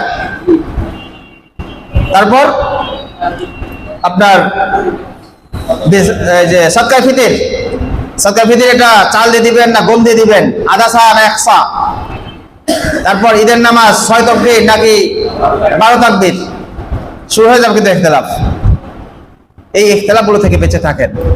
এইগুলো মৌলিক কোনো ইখতিলাফ না, এইগুলো কোনো এমন ইখতিলাফ না যে ইখতিলাফগুলো না জানা থাকলে আপনার ঈমান নষ্ট হয়ে যাবে, আপনি জাহান্নামে চলে যাবেন। ব্যাপারটা এই পর্যায়ের না। আপনার কোনো আলেম, যে আলেমের দ্বীনদারি, যে আলেমের ইলম, যে আলেমের তাকওয়া আপনার নির্ভরশীল মনে হয়, যার ইলম, যার তাকওয়া, যার দ্বীনদারিতে আপনাকে নির্ভরযোগ্য মনে হয়, আপনি তার কথা অনুসরণ করে এক পাশে আপনি আমল শুরু করেন। মুসলমানদের এই আভ্যন্তরীণ যে ইখতিলাফ, মতভেদ, এইগুলোর মধ্যে জড়িয়ে নিজেদের আসল লক্ষ্য, নিজেদের আসল যে গন্তব্য, সেটাকে ভুলে যেন না। এই জন্য কাফের এটাই চাচ্ছে মুসলমানদের অভ্যন্তরীণ ইখতিলাফ, দল মত, এইগুলো নিজেদের সারা জীবন ধরে মারামারি করে। আপনি মাঝে মাঝে দেখবেন বিভিন্ন জায়গায় বহাস, বিভিন্ন জায়গায় মুনাজারা হচ্ছে, বিভিন্ন বাহিনী নিয়ে চলে আসছে, মারামারি করার জন্য কি নিয়ে আসে, লাঠি, এমনকি পুলিশ, গুন্ডা, এইগুলো নিয়ে আসে, এবং একদল আরেক দলের বিরুদ্ধে এত জোরে জোরে কথা বলে যে একদল আরেক দলকে এত বড় শত্রু মনে করে যে কাফেরকে এত শত্রু বড় শত্রু মনে করে না। যখন এক দলের সাথে একদল বাহাস হয়, এক টেবিলে কিতাব থাকে, ওই পাশেও কিতাব, এই পাশে কোরআন, ওই পাশেও কোরআন, এই পাশে হাদিস, ওই পাশেও হাদিস, একটা মাসআলা নিয়ে ইখতিলাফ হয়েছে, ইখতিলাফ থাকতেই পারে, কিন্তু আপনি তাকে এমন শত্রু বানিয়ে ফেলেছেন যে এই শত্রুকে সাথে কাফের অ্যাটাক করে আপনার মনে করে আঘাত লাগে না। আপনি কাফেরকে যে পরিমাণ বন্ধু মনে করেন, আপনি সেই মুসলমানকে সেই পরিমাণ বন্ধু মনে করতে পারেন না। এটাই হচ্ছে ওদের কৌশল। মুসলমানদেরকে তারা আভ্যন্তরীণ ঝামেলার মধ্যে ফেলে দিয়ে তারা মুসলমানদেরকে একটা একটা করে ধ্বংস করতেছে, একটা একটা করে খাচ্ছে। এই জন্য আমাদের এই প্রতিরক্ষা ব্যবস্থা সম্বন্ধে সচেতন হতে হবে। আজকের যেই ভূমির কথা বলছিলাম, আমাদের মুসলিম ভূমিকে যদি রক্ষা করতে হয়, তাহলে আমাদের ইমাম জাসসাস রাহিমাহুল্লাহ যে ফতোয়া দিয়েছেন, আল্লামা ইবনে আবিদিন শামী রাহিমাহুল্লাহ যে ফতোয়া দিয়েছেন, সেই ফতোয়া অনুসারে বর্তমান পৃথিবীর অধিকাংশ ভূখণ্ড বর্তমান ইসলামী শাসনের আন্ডারে আছে নাকি অন ইসলামিক শাসনের আন্ডারে আছে? যদি অন ইসলামিক শাসনের আন্ডারে থাকে, সেই সকল ভূমিকে ইসলামের দৃষ্টিতে বলা হয় দারুল হারব। এটাকে বলা হয় কি? দারুল হারব বা দারুল কুফর। পৃথিবীতে দার মানে ভূখণ্ড, দার মানে ভূখণ্ড। পৃথিবীতে দার 2 প্রকার, একটা হলো দারুল ইসলাম আর একটি হলো দারুল কুফর। দারুল কুফরের অপর নাম দারুল হারব। তো একটা হচ্ছে দারুল ইসলাম। দারুল ইসলাম বলা হয় যেই ভূখণ্ডে ইসলাম সাংবিধানিক ভাবে, আইনি ভাবে শাসন কর্তাদের যেই আইন আছে, আইনি ভাবে যেই দেশে ইসলাম এবং ইসলামী শরিয়া প্রতিষ্ঠিত আছে, সেই এলাকা বা সেই ভূখণ্ডকে কি বলা হয়? দারুল ইসলাম। দারুল ইসলামের জন্য বর্তমান সময়ের ব্রিটিশদের একে দেওয়া সীমানা হওয়া জরুরি না। আপনি যদি আপনার এলাকার মধ্যে আপনার শক্তি যদি অর্জন করতে পারেন, এমন শক্তি অর্জন করেছেন যেই শক্তি অর্জনের ভিত্তিতে আপনি এলাকার মধ্যে ইসলাম প্রতিষ্ঠা করে ফেলেছেন, তাহলে আপনার ওই 5 বর্গ কিলোমিটার এলাকাকেও দারুল ইসলাম বলা যাবে। শর্ত হলো শক্তি থাকতে হবে, শক্তি না থাকলে তো আপনি ইসলাম কায়েম করতে পারবেন না। এই জন্য ইসলাম কায়েম হওয়ার জন্য বা দারুল ইসলাম হওয়ার জন্য নির্দিষ্ট কোনো কি দেশ হওয়া জরুরি না।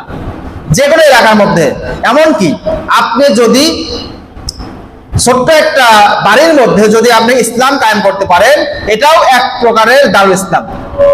কিন্তু আপনি এখানে পরিপূর্ণ দারুল ইসলাম করতে পারবেন না, কারণ হচ্ছে দারুল ইসলাম কায়েম করতে হলে দণ্ডবিধি কায়েম করতে হয়, বাস্তবায়ন করতে হয়। কিন্তু আপনার ছোট্ট এরিয়ার মধ্যে আপনার তো সেনাবাহিনী নাই, আপনি তো আর্মস নাই, তাহলে আপনি কি করতে পারবেন না? সবকিছু কায়েম করতে পারবেন না, বাস্তবায়ন করতে পারবেন না। এই জন্য দারুল ইসলামের জন্য এতটুকু পরিমাণ ভূখণ্ড থাকতে হবে, যতটুকু ভূখণ্ডের মধ্যে থেকে তারা মোটামুটি কি করতে পারবে, অন্য কাফের, মুরতাদ, মুনাফিক, গাদ্দার এদেরকে প্রতিহত করার সক্ষমতা হবে। এরকম যদি হয়ে যায় তাহলে ওই এলাকাটাকে কি বলা হবে? দারুল ইসলাম বলা হবে। আর দারুল কুফর বলা হয় যেই এলাকায় সাংবিধানিক ভাবে এবং আইনি ভাবে, যেখানে ইসলাম ছাড়া ভিন্ন কোনো মতবাদ, মানব রচিত কোনো আইন প্রতিষ্ঠিত থাকে, সেই ভূখণ্ডকে কি বলা হয়? দারুল কুফর বা দারুল হার্ব। আজকে বর্তমান পৃথিবীতে মুসলমান রাষ্ট্র কয়টা? 57টি। এটা কি প্যাচ খেয়ে ফেলেন না। দারুল ইসলাম, দারুল মুসলিমিন দুটো আলাদা জিনিস। একটা হচ্ছে দারুল ইসলাম, আর এটি কি দারুল মুসলিমিন। দারুল ইসলাম মানে ইসলামী দেশ, দারুল ইসলাম মানে ইসলামী দেশ, ইসলামী ভূখণ্ড। আর দারুল মুসলিমিন বলা হয় মুসলিম ভূখণ্ড। মুসলিম ভূখণ্ড আর ইসলামী ভূখণ্ড দুটা এক জিনিস না, পার্থক্য আছে। পার্থক্যটা ক্লিয়ার করি।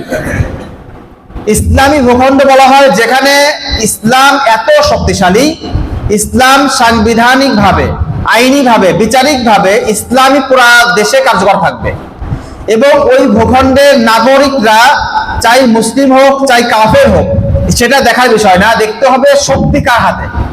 শক্তি যদি যারা রাষ্ট্রপ্রধান তাদের কাছে শক্তি থাকে এবং তার ইসলাম যদি প্রতিষ্ঠা করার মতো সক্ষমতা থাকে, তাহলে দেশের অধিকাংশ নাগরিক মুসলমান হোক চাই অধিকাংশ নাগরিক অমুসলিম হোক, ওই দেশকে বলা হবে দারুল ইসলাম। কারণ এই দেশে ইসলাম জয়ী, এই জায়গায় ইসলাম ছাড়া বাকি সকল মতবাদ এখানে পরাজিত। যেই ভূখণ্ডে ইসলাম জয়ী থাকবে, জনসংখ্যা যাই থাকুক না কেন, এটা মুখ্য বিষয় থাকবে না, ইসলামের জয় আছে কিনা এটা দেখতে হবে। ইসলামের যদি জয় থাকে, ইসলামের যদি বিজয় থাকে, ইসলামের উঁচু থাকে, তাহলে সেই ভূখণ্ডই হবে দারুল ইসলাম। এটা বুঝে আসছে কিনা? উদাহরণ দেখেন। উদাহরণ হলো, যখন সাহাবায়ে কেরাম রোম এবং পারস্যের বিভিন্ন এলাকা ভূখণ্ড জয় করেছিলেন, অনেক এলাকা ছিল যে সকল এলাকা সবাই মুসলমান হয়নি, কিন্তু তাদের সেনাবাহিনী পরাজিত হয়েছে। ওই সকল এলাকার সেনাবাহিনী কি হয়েছে? মুসলমানদের কাছে, সাহাবীদের কাছে পরাজিত হয়েছে, এবং ওই সকল এলাকা সাহাবীদের হাতে যখন চলে আসছে, এবং সাহাবায়ে কেরাম ওই এলাকার গভর্নর, ওই এলাকার শাসক, ওই এলাকার বিচারক নিয়োগ দিয়েছেন কাদেরকে? মুসলিমদেরকে, এবং ইসলামী শরিয়া, ইসলামী আইন সেখানে বাস্তবায়ন করেছেন। কিন্তু ওই সকল এলাকায় তখনও অধিকাংশ নাগরিক কি ছিল? কাফের ছিল। তারা জিজিয়া দিয়েছিল, জিজিয়া দিয়েও থাকার সুযোগ আছে। ইসলামী রাষ্ট্রে কাফেররা কি করতে পারবে? ট্যাক্স দিয়ে, জিজিয়া কর দিয়ে তারা অমুসলিমরাও ইসলামী রাষ্ট্রে কি করতে পারে? বসবাস করতে পারে। তবে নত হয়ে, কি হয়ে? উঁচু, মাথা উঁচু করে না, গলার আওয়াজ উঁচু করে কথা বলা কোনো কি নাই, সুযোগ দেওয়া যাবে না। আজকে আমাদের বিভিন্ন দেশগুলোতে সংখ্যালঘু যারা আছে, এদের আওয়াজ উঁচু না নিচু? এদের আওয়াজ উঁচু। এই জন্য মুসলমান সংখ্যায় তো বেশি, কিন্তু এটা ইসলামী রাষ্ট্র না। সংখ্যায় মুসলমান বেশি, এটা ইসলামী রাষ্ট্র? কারণ আমাদের আওয়াজ উঁচু হয় না, আমাদের আওয়াজ কি থাকে? নিচু থাকে। কোনো গাড়ির মধ্যে যদি মুশরিক, কোনো মূর্তি পূজারী যদি আপনার সাথে ভেজাল করে, আপনি কিন্তু বেশি কথা বলতে পারবেন না। সব প্রশাসন, আইন তার পক্ষে কথা বলবে, দেশ বিদেশ সবাই তার পক্ষে কথা বলবে, মিডিয়া এসে তার পক্ষ নেবে। আপনি দাড়িওয়ালা হন, হুজুর হন, তাহলে সমস্যা আরো বেশি হবে। এই জন্য আমাদের এই দেশগুলোতে সংখ্যায় মুসলমান তো বেশি, কিন্তু ইসলামের বিজয়, ইসলামের যেই উচ্চতা, এটা আমাদের দেশে প্রতিষ্ঠিত হয়নি। এই জন্য সংখ্যা মেইন না, মেইন দেখতে হবে পাওয়ার কার হাতে। পাওয়ার যদি ইসলামপন্থীদের কাছে থাকে, সংখ্যায় অল্প থাকলেও সেটা ইসলামের রাষ্ট্র। সুতরাং রোম, পারস্য, ইরান, সিরিয়া, যেটা রাসূলুল্লাহ সাল্লাল্লাহু আলাইহি ওয়াসাল্লামের যুগের পরে যখন সাহাবায়ে জয় করেছিলেন, তখন ওই সমস্ত এলাকার অধিকাংশ লোক তখন ইসলাম গ্রহণ করেনি, আস্তে আস্তে পরে করেছিল। কিন্তু তখন কি হয়নি? সবাই মুসলমান হয়ে যায়নি। তারা জিজিয়া কর দিয়ে তারা মুসলমানদের বশ্যতা মেনে নিয়েছিল, এবং তাদের সেনাবাহিনী পরাজিত হয়েছিল। তো ওই সময় মুসলমানদের কি ছিল? শক্তি ছিল, পাওয়ার ছিল, যার কারণে তারা সকল দেশে ইসলামী আইন বাস্তবায়ন করেছিলেন, এবং ওই সকল দেশে অধিকাংশ নাগরিক অমুসলিম থাকা সত্ত্বেও সেগুলো দারুল ইসলাম ছিল। এখন বলেন, আজকের পৃথিবীতে 57টি দেশ আছে যাদেরকে আমরা মুসলিম রাষ্ট্র বলি। এই সকল রাষ্ট্রে ইসলামী আইন প্রতিষ্ঠিত আছে নাকি সেকুলার আইন প্রতিষ্ঠিত আছে? সেকুলার আইন যদি প্রতিষ্ঠিত থাকে তাহলে সেই দেশগুলোকে দারুল ইসলাম বলার সুযোগ আছে কিনা? নাই। কিন্তু একদল লোক বলে এগুলোটাকে সব দারুল ইসলাম। শুধু এইগুলোই না, এমনকি কাফের রাষ্ট্র সহ পৃথিবীতে নাকি বর্তমান দারুল কুফর বা দারুল হারব বলে কোনো জিনিস নাই, সব দারুল আমান হয়ে গেছে।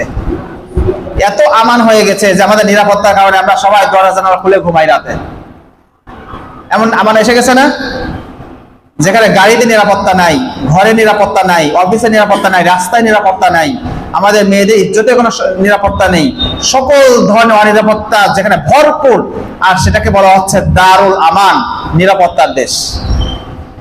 একটু শব্দের দিকে খেয়াল করলেই তো নিজেদের মিথ্যাবাদী, নিজেদের দ্বিচারিতা, নিজেদের এই ভুল কথা এটা নিজেদের কাছে বোঝা আসে। এখানে এই মাইক্রোফোন এটা কি কালো রঙের সাদা রঙের? কালো রং। আমি যদি এদিকে তাকিয়ে বলি এটা সাদা, তাহলে আমাকে সব পাগল বলবে না?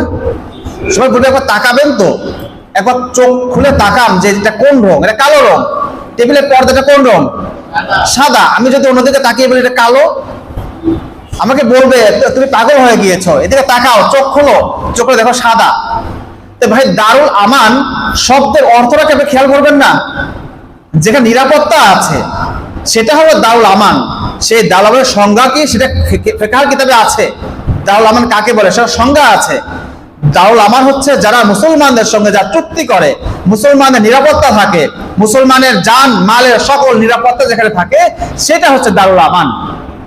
যেখানে মুসলিম নামধারী রাষ্ট্রেই যেখানে নিরাপত্তা নাই, আর অমুসলিম দেশে তো নিরাপত্তার কোনো বালাই নাই, আর অথচ পুরা পৃথিবীর সব রাষ্ট্র নাকি দারুল আমান হয়ে গেছে। কত বড় মিথ্যা এবং ভুল তথ্য দিয়ে মুসলমানদেরকে বিভ্রান্ত করা হয়। এই জন্য দারুল আমানের কনসেপ্ট বর্তমানে কখনো নাই। বর্তমানে পৃথিবীর অধিকাংশ ভূখণ্ডই হচ্ছে দারুল কুফর। বর্তমানে পৃথিবীর অধিকাংশ ভূখণ্ডই হলো কি দারুল হারব। দারুল ইসলাম আছে, অল্প কিছু আছে জায়গায় জায়গায়, কিছু কিছু জায়গায় আছে আলহামদুলিল্লাহ।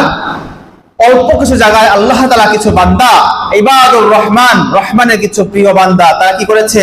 আল্লাহর এই জমিনে কিছু কিছু জায়গায় ইসলামী শাসন, ইসলামী শরিয়া তারা কি করেছে? প্রতিষ্ঠা করেছে। কিসের মাধ্যমে? গণতন্ত্রের মাধ্যমে নাকি সুন্দরভাবে মাথায় হাত বুলিয়ে দাওয়াত দিয়ে, আখলাক দিয়ে, দল করে? কিসের মাধ্যমে? জিহাদের মাধ্যমে। এই জিহাদের মাধ্যম ছাড়া কখনো আপনাদেরকে কেউ ইজ্জত দিবে না। এই দুনিয়া হচ্ছে শক্তির ভক্ত, আর নরমের কি জমশদ বলা ঠিক না, যদিও এটা হিন্দুদের একটা শব্দ। তো নরম পেলে সে কি করে? তাকে সব শেষ করে দেয়, তাকে ছিঁড়ে ফিরে খেয়ে ফেলে। কিন্তু যদি শক্ত হন তাহলে আপনার কি হবে? সবাই ভক্ত হবে। এই জন্য ওমর রাদিয়াল্লাহু তাআলা এই কথা বাস্তবতা বুঝে বলেছিলেন যে ইন্না কুন্না যাল্লা কওমিন, আমরা একটা লাঞ্ছিত একটা জাতি ছিলাম, ফাআযানা আল্লাহু বিল ইসলাম, আল্লাহ তাআলা আমাদেরকে ইসলামের দ্বারা ইজ্জত দান করেছেন। ফামাহমা নাতলুবুল ইজ্জাতা বিগাইরি মা আযানা আল্লাহ, সুতরাং যখন আমরা ইসলাম ছাড়া অন্য কোন পদ্ধতিতে সম্মানকে অনুসন্ধান করব, তালাশ করব, আযাল্লানা আল্লাহ, আল্লাহ তাআলা আমাদেরকে আগের মতো আমাদেরকে কি করবেন? লাঞ্ছিত করবেন। তো ওমর রাদিয়াল্লাহু তাআলা আনহু সাহাবায়ে কেরাম সম্মান পেয়েছিলেন কিসের মাধ্যমে? গণতন্ত্র করার মাধ্যমে না জিহাদ করার মাধ্যমে?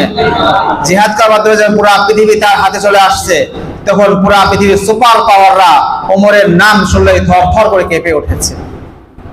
সে ওমর ইবনে খাত্তাব এই কথাই বলেছিলেন যে আমার এই সম্মান, আমার এই ইজ্জত এটা ওমরের কারণে নয়, এটা ইসলামের কারণে।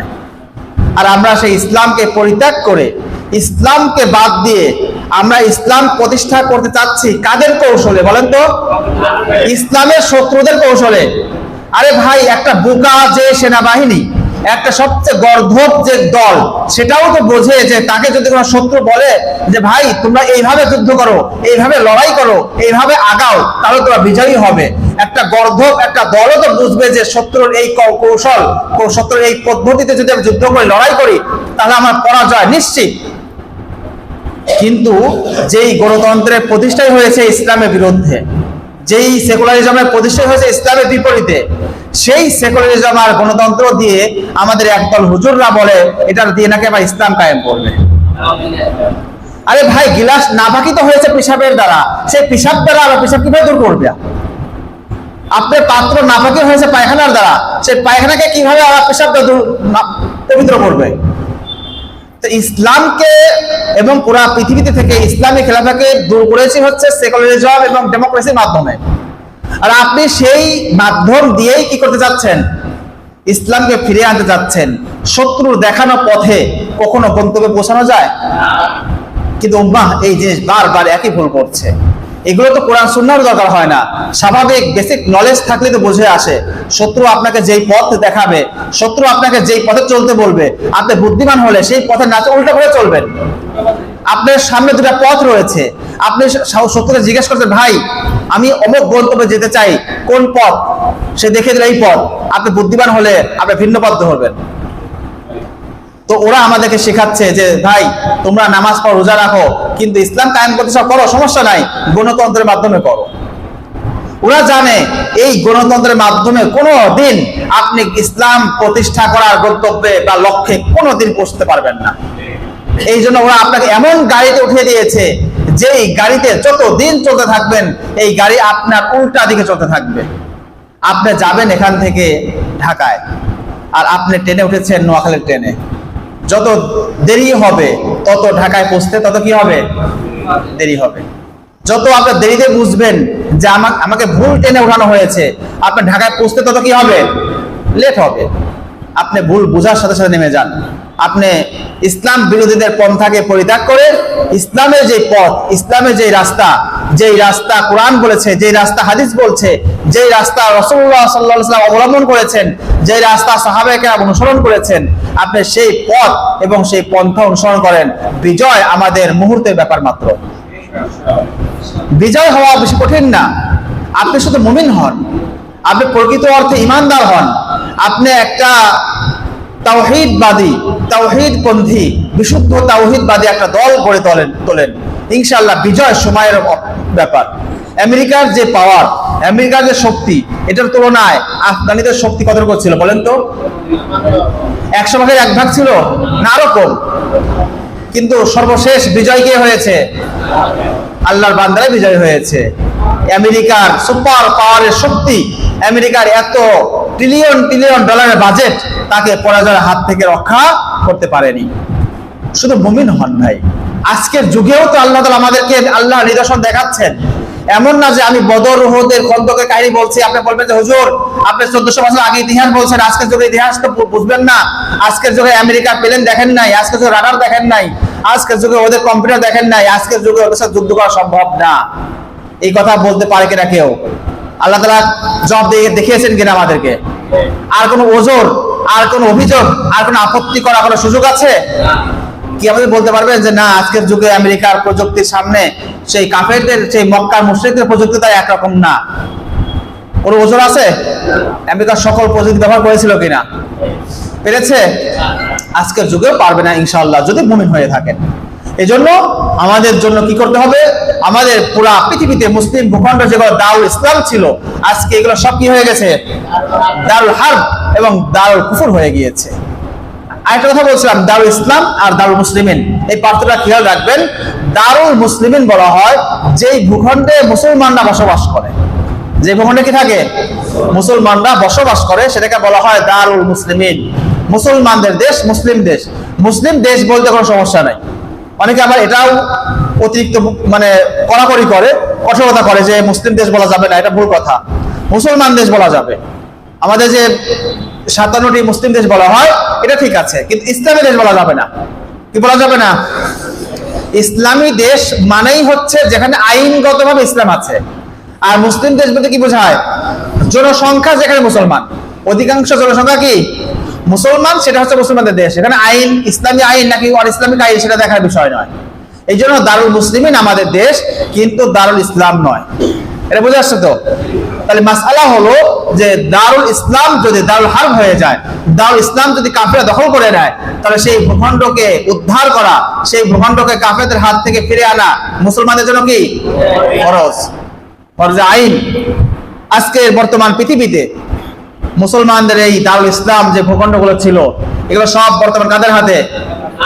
বর্তমান তাগুত, কাফের, মুনাফিক এদের হাতে রয়ে গেছে। এবং এই সকল দেশে ইসলামী শরিয়াকে বর্জন করে, ইসলামী শরিয়াকে বাদ দিয়ে সেখানে সেকুলার আইনকে প্রতিষ্ঠা করা হয়েছে। এই জন্য আমাদের জন্য এই ভূখণ্ডগুলো উদ্ধার করা জরুরি কিনা।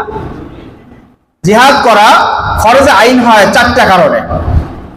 1 নম্বর কারণ, যদি কোনো এলাকায় কাফেররা আক্রমণ করে, কোন এলাকায় কোন কাফেররা যদি আক্রমণ করে, তাহলে সেই এলাকার লোকদের উপর জিহাদ ফরজে আইন হয়ে যায়।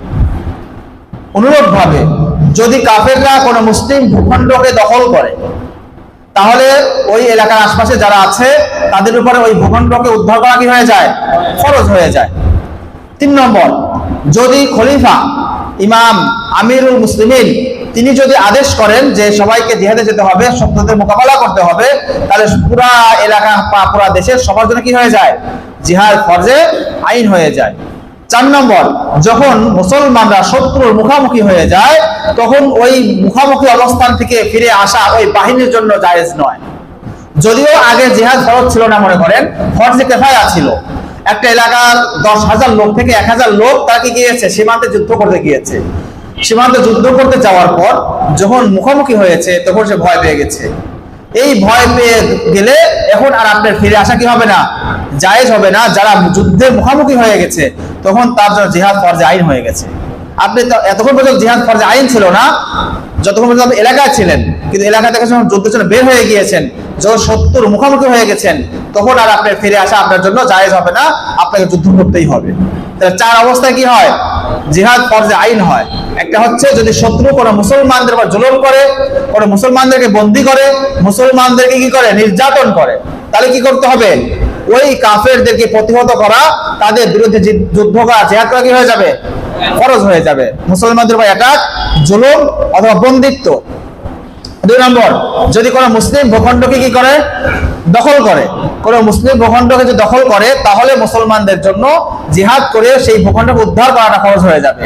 3 নম্বর, যদি আমিরুল মুসলিমিন, যেটা বর্তমানে নাই, যখন খলিফা থাকবেন তিনি যদি আদেশ করেন, তাহলে পুরা জনগণ সকল লোকের উপর জিহাদ করা ফরজে আইন হয়ে যায়।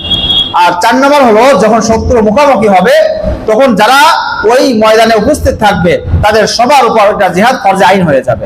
তখন আর পিছিয়ে আসা, ফিরে আসার কোনো সুযোগ থাকবে না। এই 4টা অবস্থা জিহাদ হলো কি হয়, ফরজে আইন। আর ফরজে কিফায়া, জিহাদ সাধারণত ফরজে কিফায়া থাকে। সাধারণত কি থাকে, ফরজে কিফায়া। ফরজে কিফায়া কাকে বলে? ফরজে কিফায়া সাধারণত সংজ্ঞা বলা হয় যে কিছু লোক আদায় করা করলে কি হয়ে যায়, যথেষ্ট হয়ে যায়, সবার উপর ফরজ না। কিন্তু বাস্তবতা হলো এটা ফরজে কিফায়ার সঠিক সংজ্ঞা না। ফরজে আইন আর ফরজে কিফায়া উভয়টি সকল মানুষের উপরে ফরজ হয়। ফরজে আইন এবং ফরজে কিফায়া উভয় প্রকারের ফরজই মূলত সকল মানুষের উপরে কি হয়, ফরজ হয়।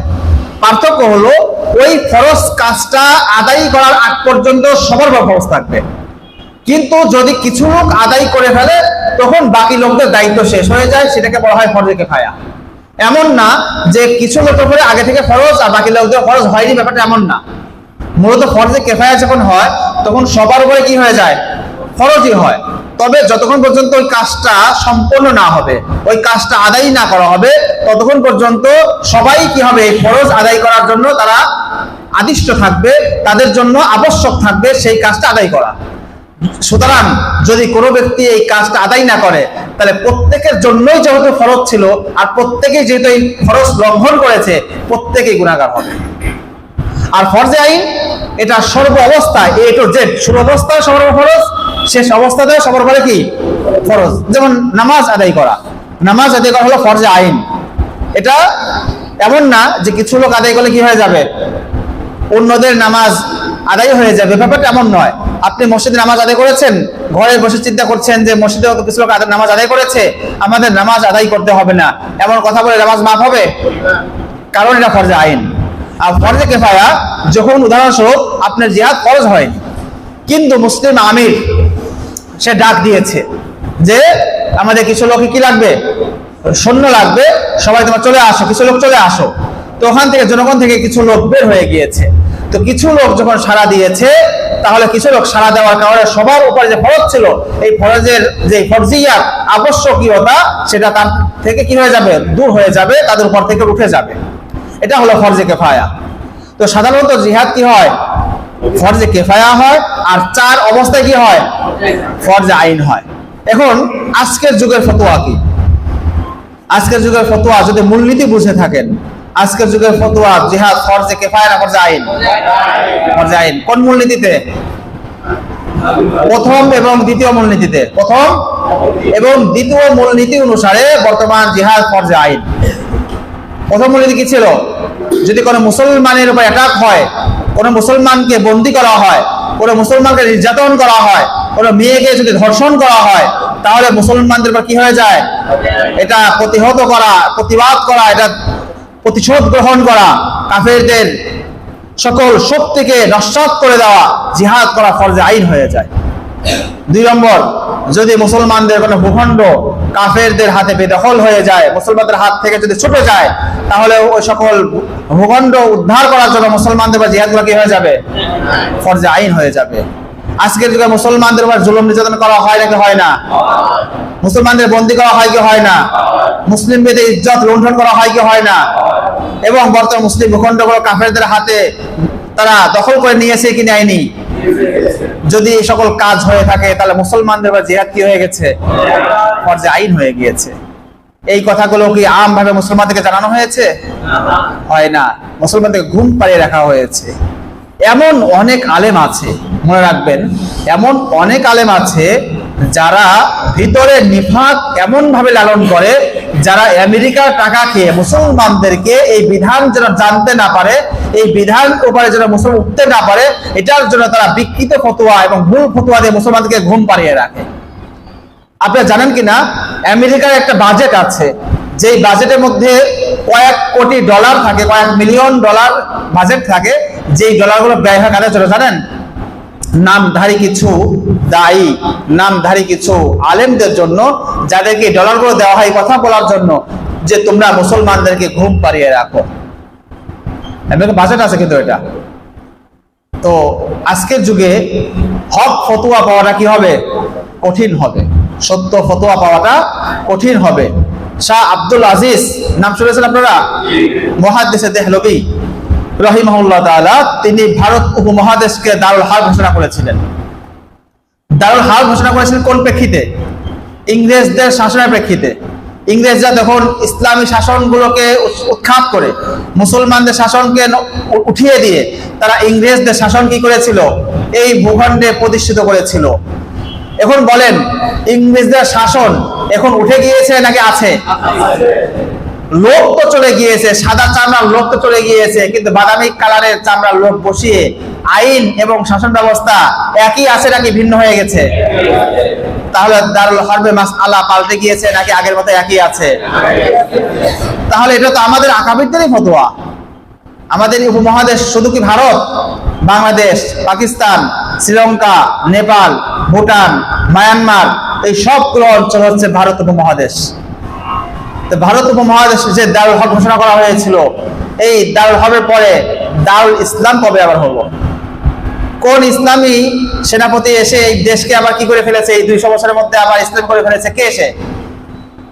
তার দারুল হকের ফতোয়ার পরে দারুল ইসলাম হওয়ার মতো কোনো কাজ এই দেশে ঘটেছে? তাহলে দারুল ইসলাম, দারুল আমান কোথা থেকে আসলো? সুতরাং আমাদের আকাবির আলেমদের ফতোয়া থেকেই প্রমাণ হয় যে এই ভূখণ্ড হচ্ছে দারুল হক। দেওবন্দের সবচেয়ে বড় আলেম, দেওবন্দের সবচেয়ে বড় আলেম আল্লামা রশিদ আহমদ গাঙ্গোহী রাহিমাহুল্লাহ তাআলা, সবচেয়ে বড় আলেম, মহাদেশের মধ্যে বিখ্যাত আলেম এবং দেওবন্দের সবচেয়ে বড় আলেম মনে করা হয় তাকে। তার ফতোয়া রশিদিয়ার মধ্যে এখনো লেখা আছে, শাহ আব্দুল আজিজ রাহিমাহুল্লাহ তাআলার ফতোয়া অনুসারে এই উপমহাদেশ এখনো দারুল হার্ব হয়ে গেছে। তাহলে উপমহাদেশ সেরা সেরা আলেমদের ফতোয়া বলছে দারুল হার্ব, আর আপনার মতো চুনোপুটি যদি কেউ বলে দারুল হার্ব না, তাহলে কার ফতোয়া আমরা শুনবো? বড়দের ফতোয়া নাকি চুনোপুটিদের ফতোয়া? এমনকি বড়রাও যদি ভুল করে, আমাদের কিতাব দেখতে হবে। কি দেখতে হবে? কিতাবে কি আছে?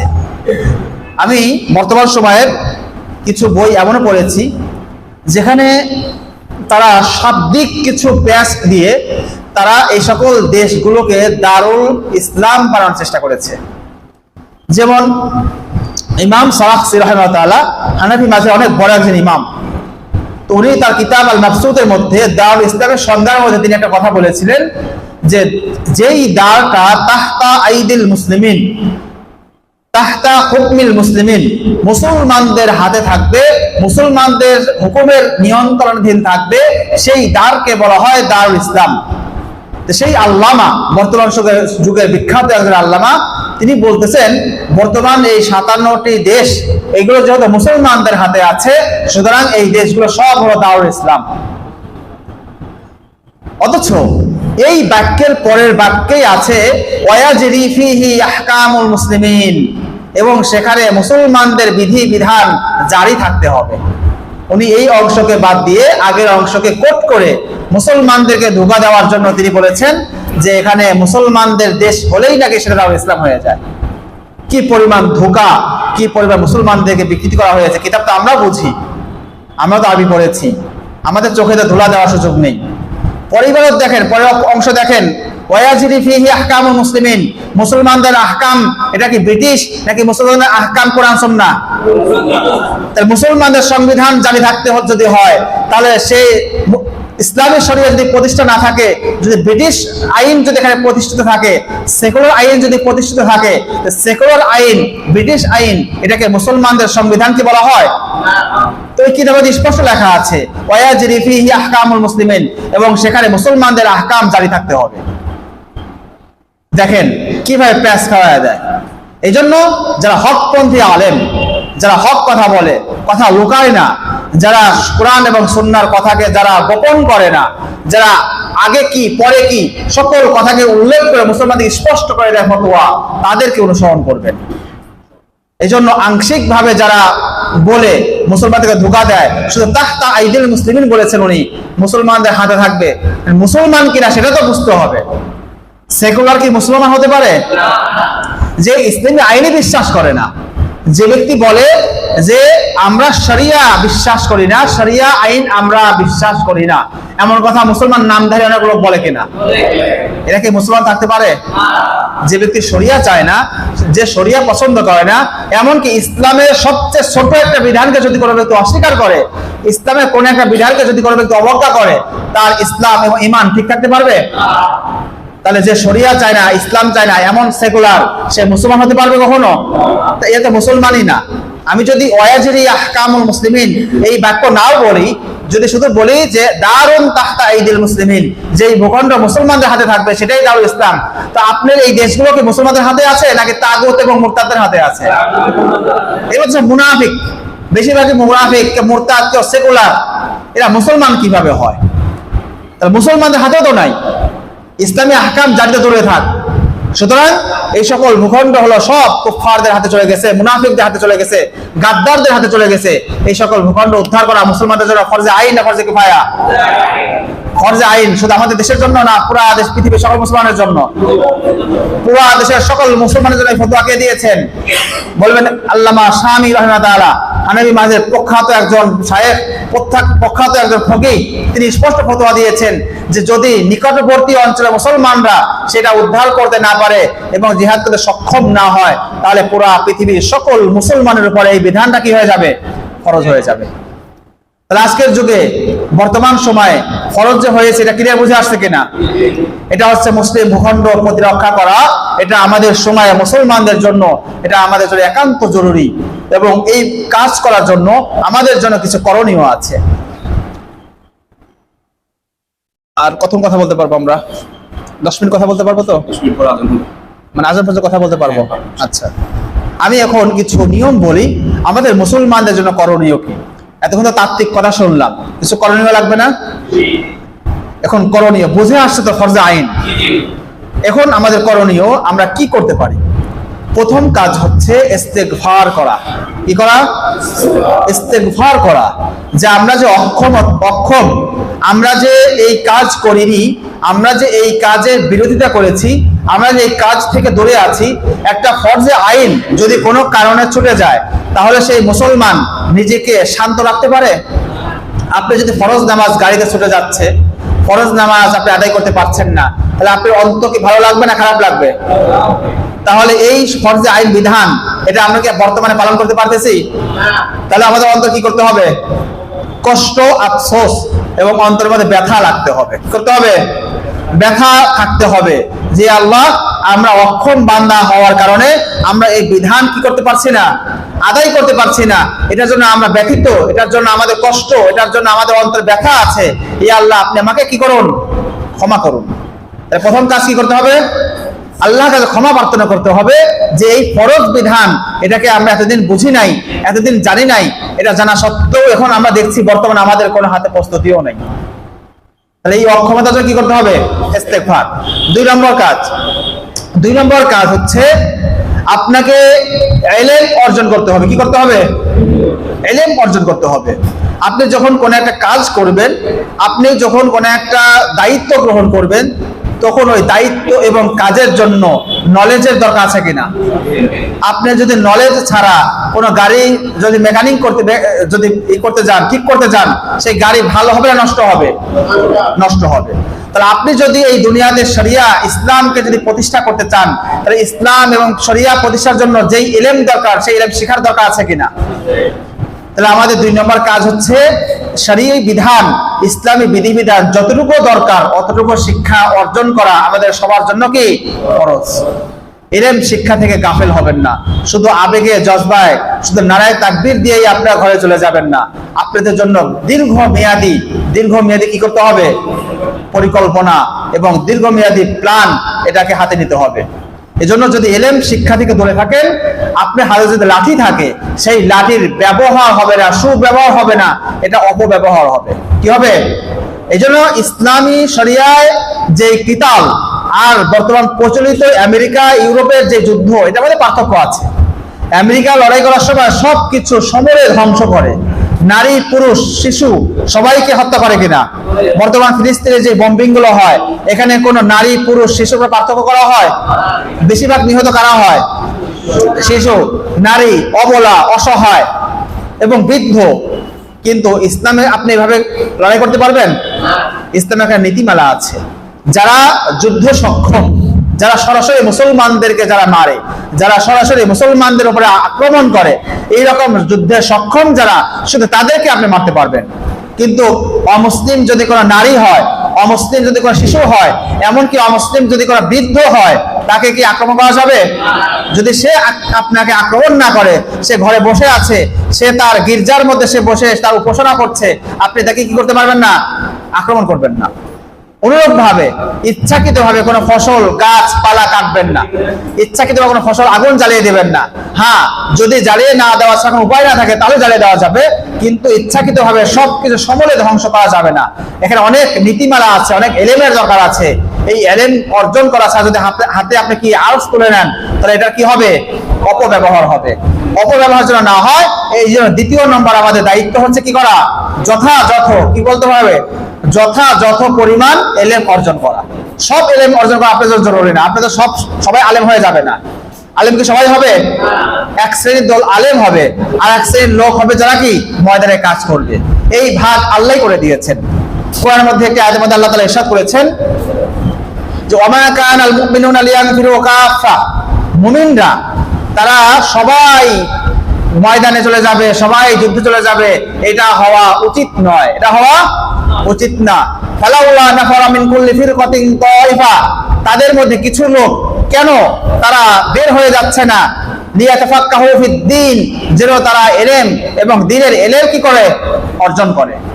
ওয়ালিনযিরু কওমাহুম ইযা রাজাউ ইলাইহিম লাআল্লাহুম ইয়াহযারুন, এবং তারা যখন ইলম শিক্ষা অর্জন করে, ইলম শিক্ষা নিয়ে যখন তারা নিজের কওমের কাছে ফিরে আসবে, তখন যেন তাদেরকে এই ইলম দিয়ে মানুষকে সতর্ক করে, মানুষকে সঠিক কথা জানায়, মানুষকে আহকাম এবং সত্য বিধান, সত্য দিন গোপন না করে পরিষ্কারভাবে স্পষ্টভাবে মানুষকে জানিয়ে দেয়।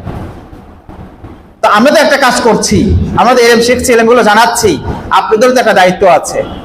তাহলে আল্লাহ তাআলা এই আয়াতের মধ্যে মানুষের ভাগ করা করেছেন 2টা। একটা কাজ বলেছেন যে সবাই একসাথে মাঠে যাওয়ার দরকার নাই, কিছু লোক মাঠে যাবে আর কিছু লোক কি করবে, ইলম শিখবে, সঠিক বিধান জানবে এবং এই সঠিক বিধানকে মানুষের মধ্যে কি করবে, প্রচার করবে, প্রসার করবে, মানুষকে জানিয়ে দিবে। এই জন্য আপনাদের দ্বিতীয় নম্বর দায়িত্ব হচ্ছে যথাযথ পরিমাণ কি করা, ইলম অর্জন করা। এই জন্য আপনার জেনারেল ভাই যারা আছেন তারা ফরজে কেফায়া পরিমাণ যে ইলম, ফরজে আইন পরিমাণ যে ইলম, এই ইলমটা আপনার অনলাইন থেকে অথবা অফলাইন থেকে কোনো আলেমের তত্ত্বাবধানে থেকে জরুরি পরিমাণ ইলম, যেমন তাওহীদের ইলম, আল ওয়ালা ওয়াল বারার ইলম, নওয়াকিদুল ঈমানের ইলম এবং আধুনিক জাহিলিয়াত, secularism, democracy, nationalism, feminism, modernism, এই সকল কুফরি যত মতবাদ আছে, এই মতবাদগুলোর কুফরি এবং এটার অসারতা, এইগুলো আপনাদের প্রত্যেকের জন্য জেনে নেওয়াটা হলো কি ফরজ। এই ইলমগুলো আপনি অর্জন করে, প্রাথমিক ইলম অর্জন করে নেবেন, কোনটা দারুল কুফর, কোনটা দারুল ইসলাম, দারুল কুফরে বসবাস করার বিধান কি, দারুল কুফরে যাওয়ার বিধান কি, ইউরোপ আমেরিকাতে বসবাস করার বিধান কি, মুশরিকদের সাথে আপনার আচরণ বিধি কেমন হবে, এই সবগুলো বিধান জেনে নেওয়াটা এটা মুস্তাহাব না ফরজ? কিন্তু বর্তমান মুসলমান এই বিধানগুলো জানে? এরা জানে না। ইউরোপের ভিসা পেলেই আবেগে গদগদ খুশিতে সবাই কি বাকবাকুম হয়ে যায় যে আমি ইউরোপের গ্রিন কার্ড পেয়ে গেছি। সে মূলত ইউরোপের গ্রিন কার্ড পায়নি, সে মূলত আগুনের গ্রিন কার্ড পেয়েছে, সে আগুনের রেড কার্ড পেয়েছে, যেখানে সে মুশরিকদের মধ্যে, কাফেরদের মধ্যে বসবাস করছে। আল্লাহ রাসূল সাল্লাল্লাহু আলাইহি ওয়াসাল্লাম এই ব্যক্তি থেকে নিজেকে গুটিয়ে নিয়েছেন, এই ব্যক্তি থেকে নিজেকে মুক্ত ঘোষণা করেছেন। হাদিসের মধ্যে আল্লাহ কি বলেছেন, আনা বারিউম মিন কুল্লি মুসলিমিন, আমি প্রত্যেক এমন নামধারী মুসলমান থেকে নিজেকে মুক্ত ঘোষণা করলাম, ইউকিমু বাইনা আযহুরিল মুশরিকিন, যে ব্যক্তি মুশরিকদের মাঝে, কাফেরদের মাঝে বসবাস করে। ইউরোপে কারা বসবাস করে? আমেরিকায়। আপনি মুসলমান হয়ে তাদের মধ্যে স্থায়ীভাবে কিভাবে বসবাস করেন? আপনি মুসলমান হয়ে এখানে গ্রিন কার্ড পেয়ে কিভাবে খুশি হন? আপনার দরকার যদি হয়, জরুরত যদি হয় চিকিৎসার জন্য অথবা প্রয়োজনীয় শিক্ষার জন্য অথবা কোনো ব্যবসার জন্য, আপনি সাময়িক সময়ের জন্য যেতে পারবেন।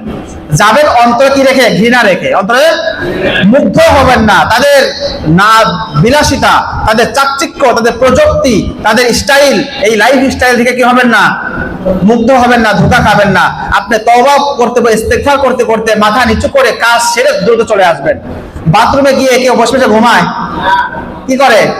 জোড়া সেরে যত দ্রুত চলে আসতে পারে। তো ওইগুলো হচ্ছে বাথরুম। আপনি বাথরুমে কাঠ পেয়ে খুশি হলেন কি জন্য? আপনি কি সুন্দর ঘর রেখে, আপনি জান্নাতের বিছানা রেখে, আপনি জান্নাতের মাহল রেখে আপনি বাথরুমে যাওয়া খুশি কেন? এই জন্য কাফেরদের রাষ্ট্রে বসবাস করা বিধান, এগুলো জানতে হবে মুসলমানদের।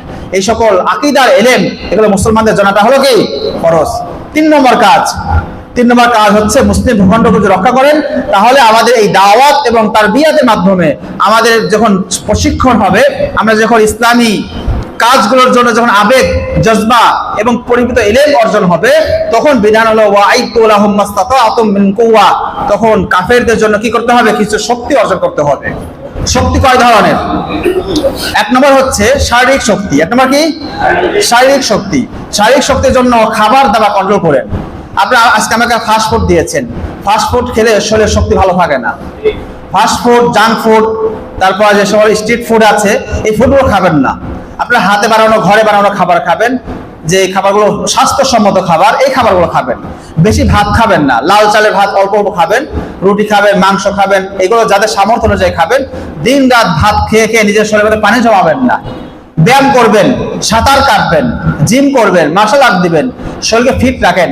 আপনাদের মধ্যে এখন কে আছেন যে এখন একটানা 10 কিলোমিটার দৌড়াতে পারবে? তাহলে এদের প্রথম মারহালাই তো নাই আমাদের। আপনি আর্মস কেন খোঁজেন? আপনি এদের তো করেননি। যেটা সামর্থ্য আছে কমপক্ষে এটা করেন।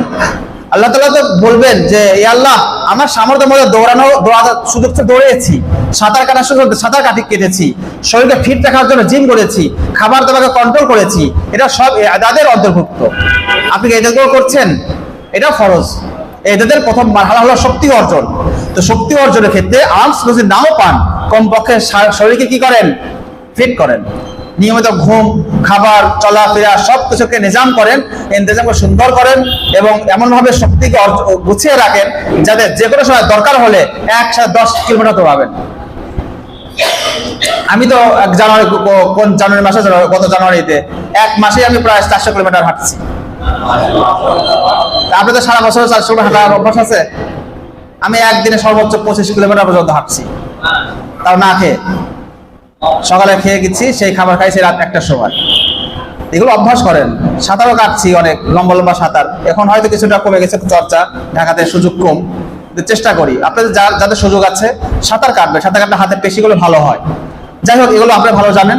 তো সাঁতার কাটা, শারীরিক যে আঘাতগুলো আছে এগুলো করবেন আপনাদের সামর্থ্য অনুযায়ী।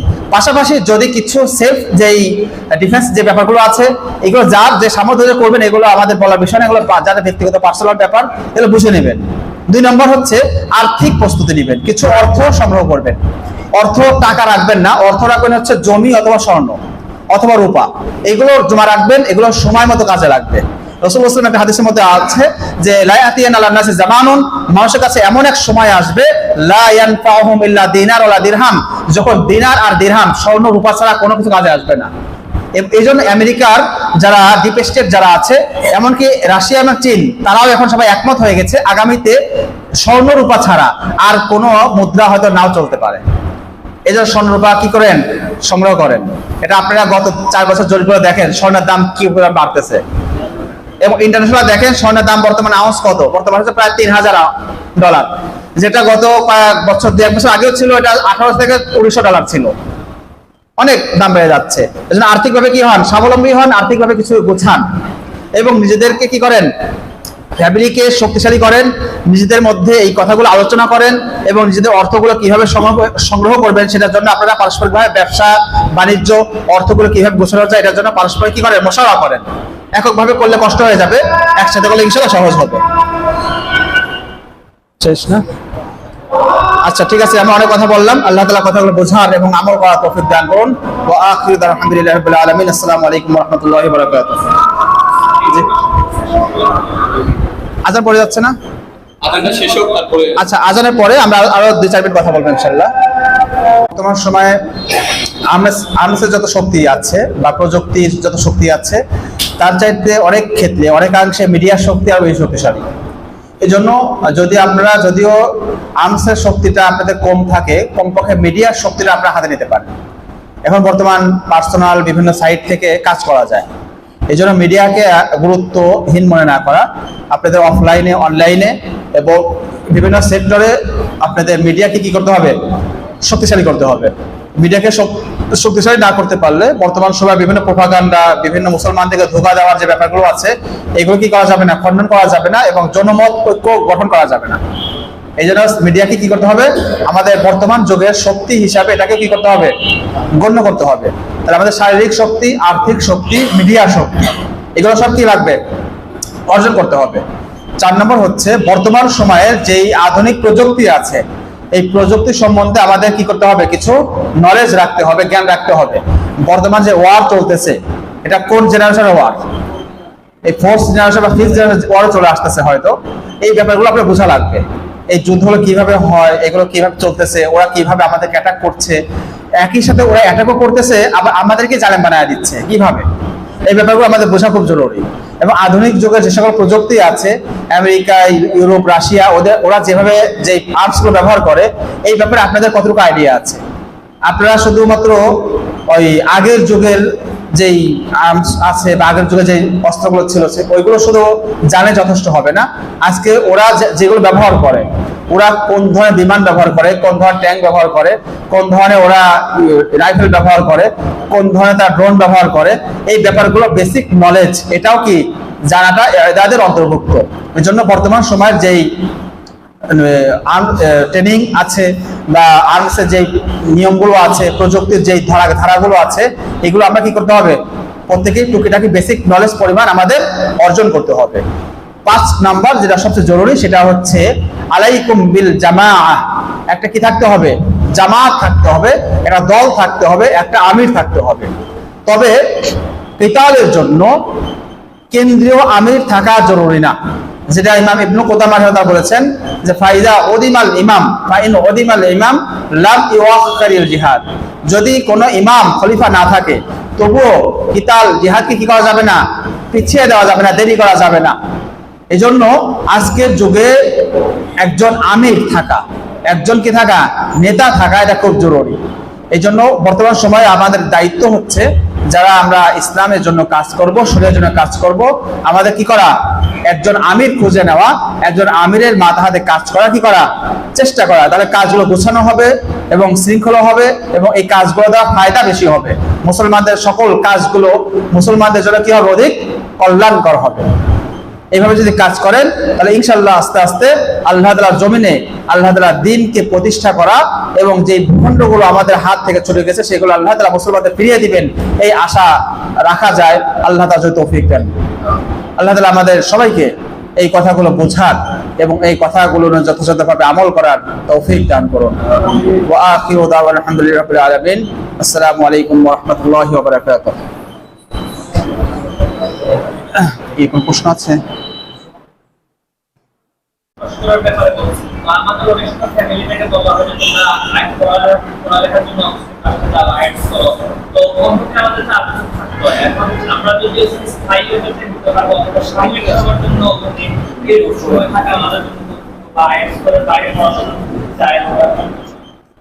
পড়ালেখা এটাও একটা কারণ, পড়ালেখার কারণে থাকা যাবে, তো শর্ত আছে। মানে পড়ালেখা এমন হতে হবে যে পড়ালেখাটা সেখানে ছাড়া অন্য কোথা থেকে অর্জন করা সম্ভব না, এমন।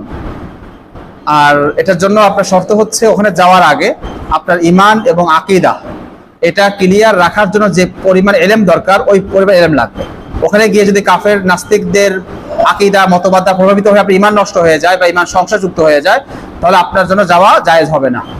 2 নম্বর হচ্ছে আখলাক রক্ষা করার নিশ্চয়তা থাকতে হবে। ওই সমস্ত এলাকায় যেহেতু নোংরামি অশ্লীলতা বেশি, আপনি নিজের আখলাক কন্ট্রোল কতটুকু আছে, ওখানে গিয়ে নজর হেফাজত করতে পারবেন কিনা, এটা নিশ্চয়তা যদি না থাকে তাহলে যাওয়া জায়েজ হবে না। আর যদি নিশ্চয়তা থাকে তাহলে যেতে পারবেন। 3 নম্বর শর্ত হলো ওই দেশে সাময়িক সমাধান থাকতে হবে। যেমন বাথরুমে আমরা জরুরত পরিমাণ থাকি, ওই পরিমাণ জরুরত পূরণ হয়ে যাওয়ার সাথে সাথে চলে আসতে হবে। লং টাইম বা লম্বা সময় বা স্থায়ীভাবে থাকা জায়েজ হবে না। এই 3 শর্ত যদি পূরণ করেন তাহলে সাময়িক জরুরতের কারণে পড়ালেখা বা চিকিৎসা বা ব্যবসা এই সকল কারণে যাওয়া যাবে। আর অন্তর কি রাখতে হবে, ঘৃণা রাখতে হবে ওই সিস্টেমের প্রতি, বিদ্যমান সিস্টেম এবং ওই সকল যে মতবাদ আছে এগুলো ঘৃণা রেখে তারপর কাজ করতে হবে।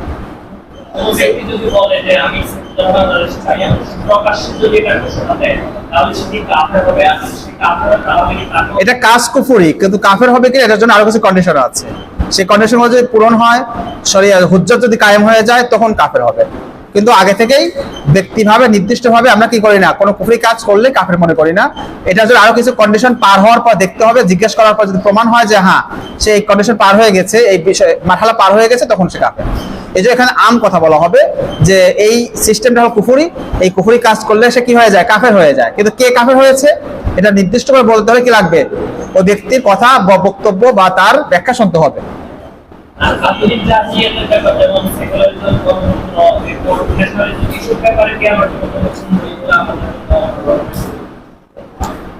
এগুলোর জন্য বেশ কিছু বাংলা বই পাওয়া যায়, আরবিতে বেশি পাওয়া যায়। বাংলা বইয়ের মধ্যে বর্তমান কি আছে, আকীদার উপর কিছু বই আছে, মানে ইসলামী জীবন ব্যবস্থার মধ্যে কিছু আছে আলোচনা। তারপর আছে আপনার এসো ঈমান শিখি একটা বই আছে, এটাও দেখতে পারেন। আর কিছু বই পাওয়া যাবে আশা করা যায়। জি,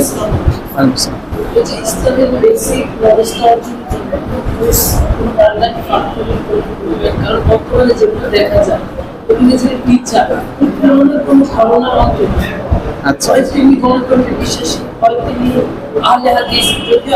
যতক্ষণ পর্যন্ত কমপ্লিট প্ল্যাটফর্ম না পাবেন ততক্ষণ পর্যন্ত আলাদা আলাদা করে শিখবেন। একজন থেকে কোরআন শিখলেন, একজন থেকে বেসিক আহকাম শিখলেন, নামাজ শিখলেন, আকীদা শিখলেন আরেকজনের কাছ থেকে। আর যদি সামনে আমরা বা কোনো ভাই যদি কমপ্লিট একটা প্যাকেজ তৈরি করতে পারে, তাহলে আলহামদুলিল্লাহ। এর আগ পর্যন্ত কি করবেন, আলাদা আলাদা ভাবে শিখে নেবেন। একজনের মধ্যে সব না পেলেও মানে বসে থাকবেন না। জি,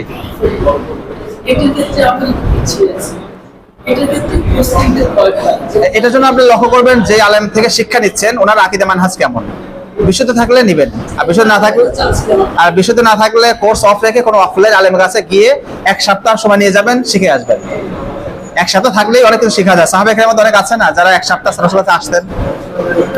আচ্ছা, আমরা সবাই যাই, ওজু করে আসে, পরে কথা হবে।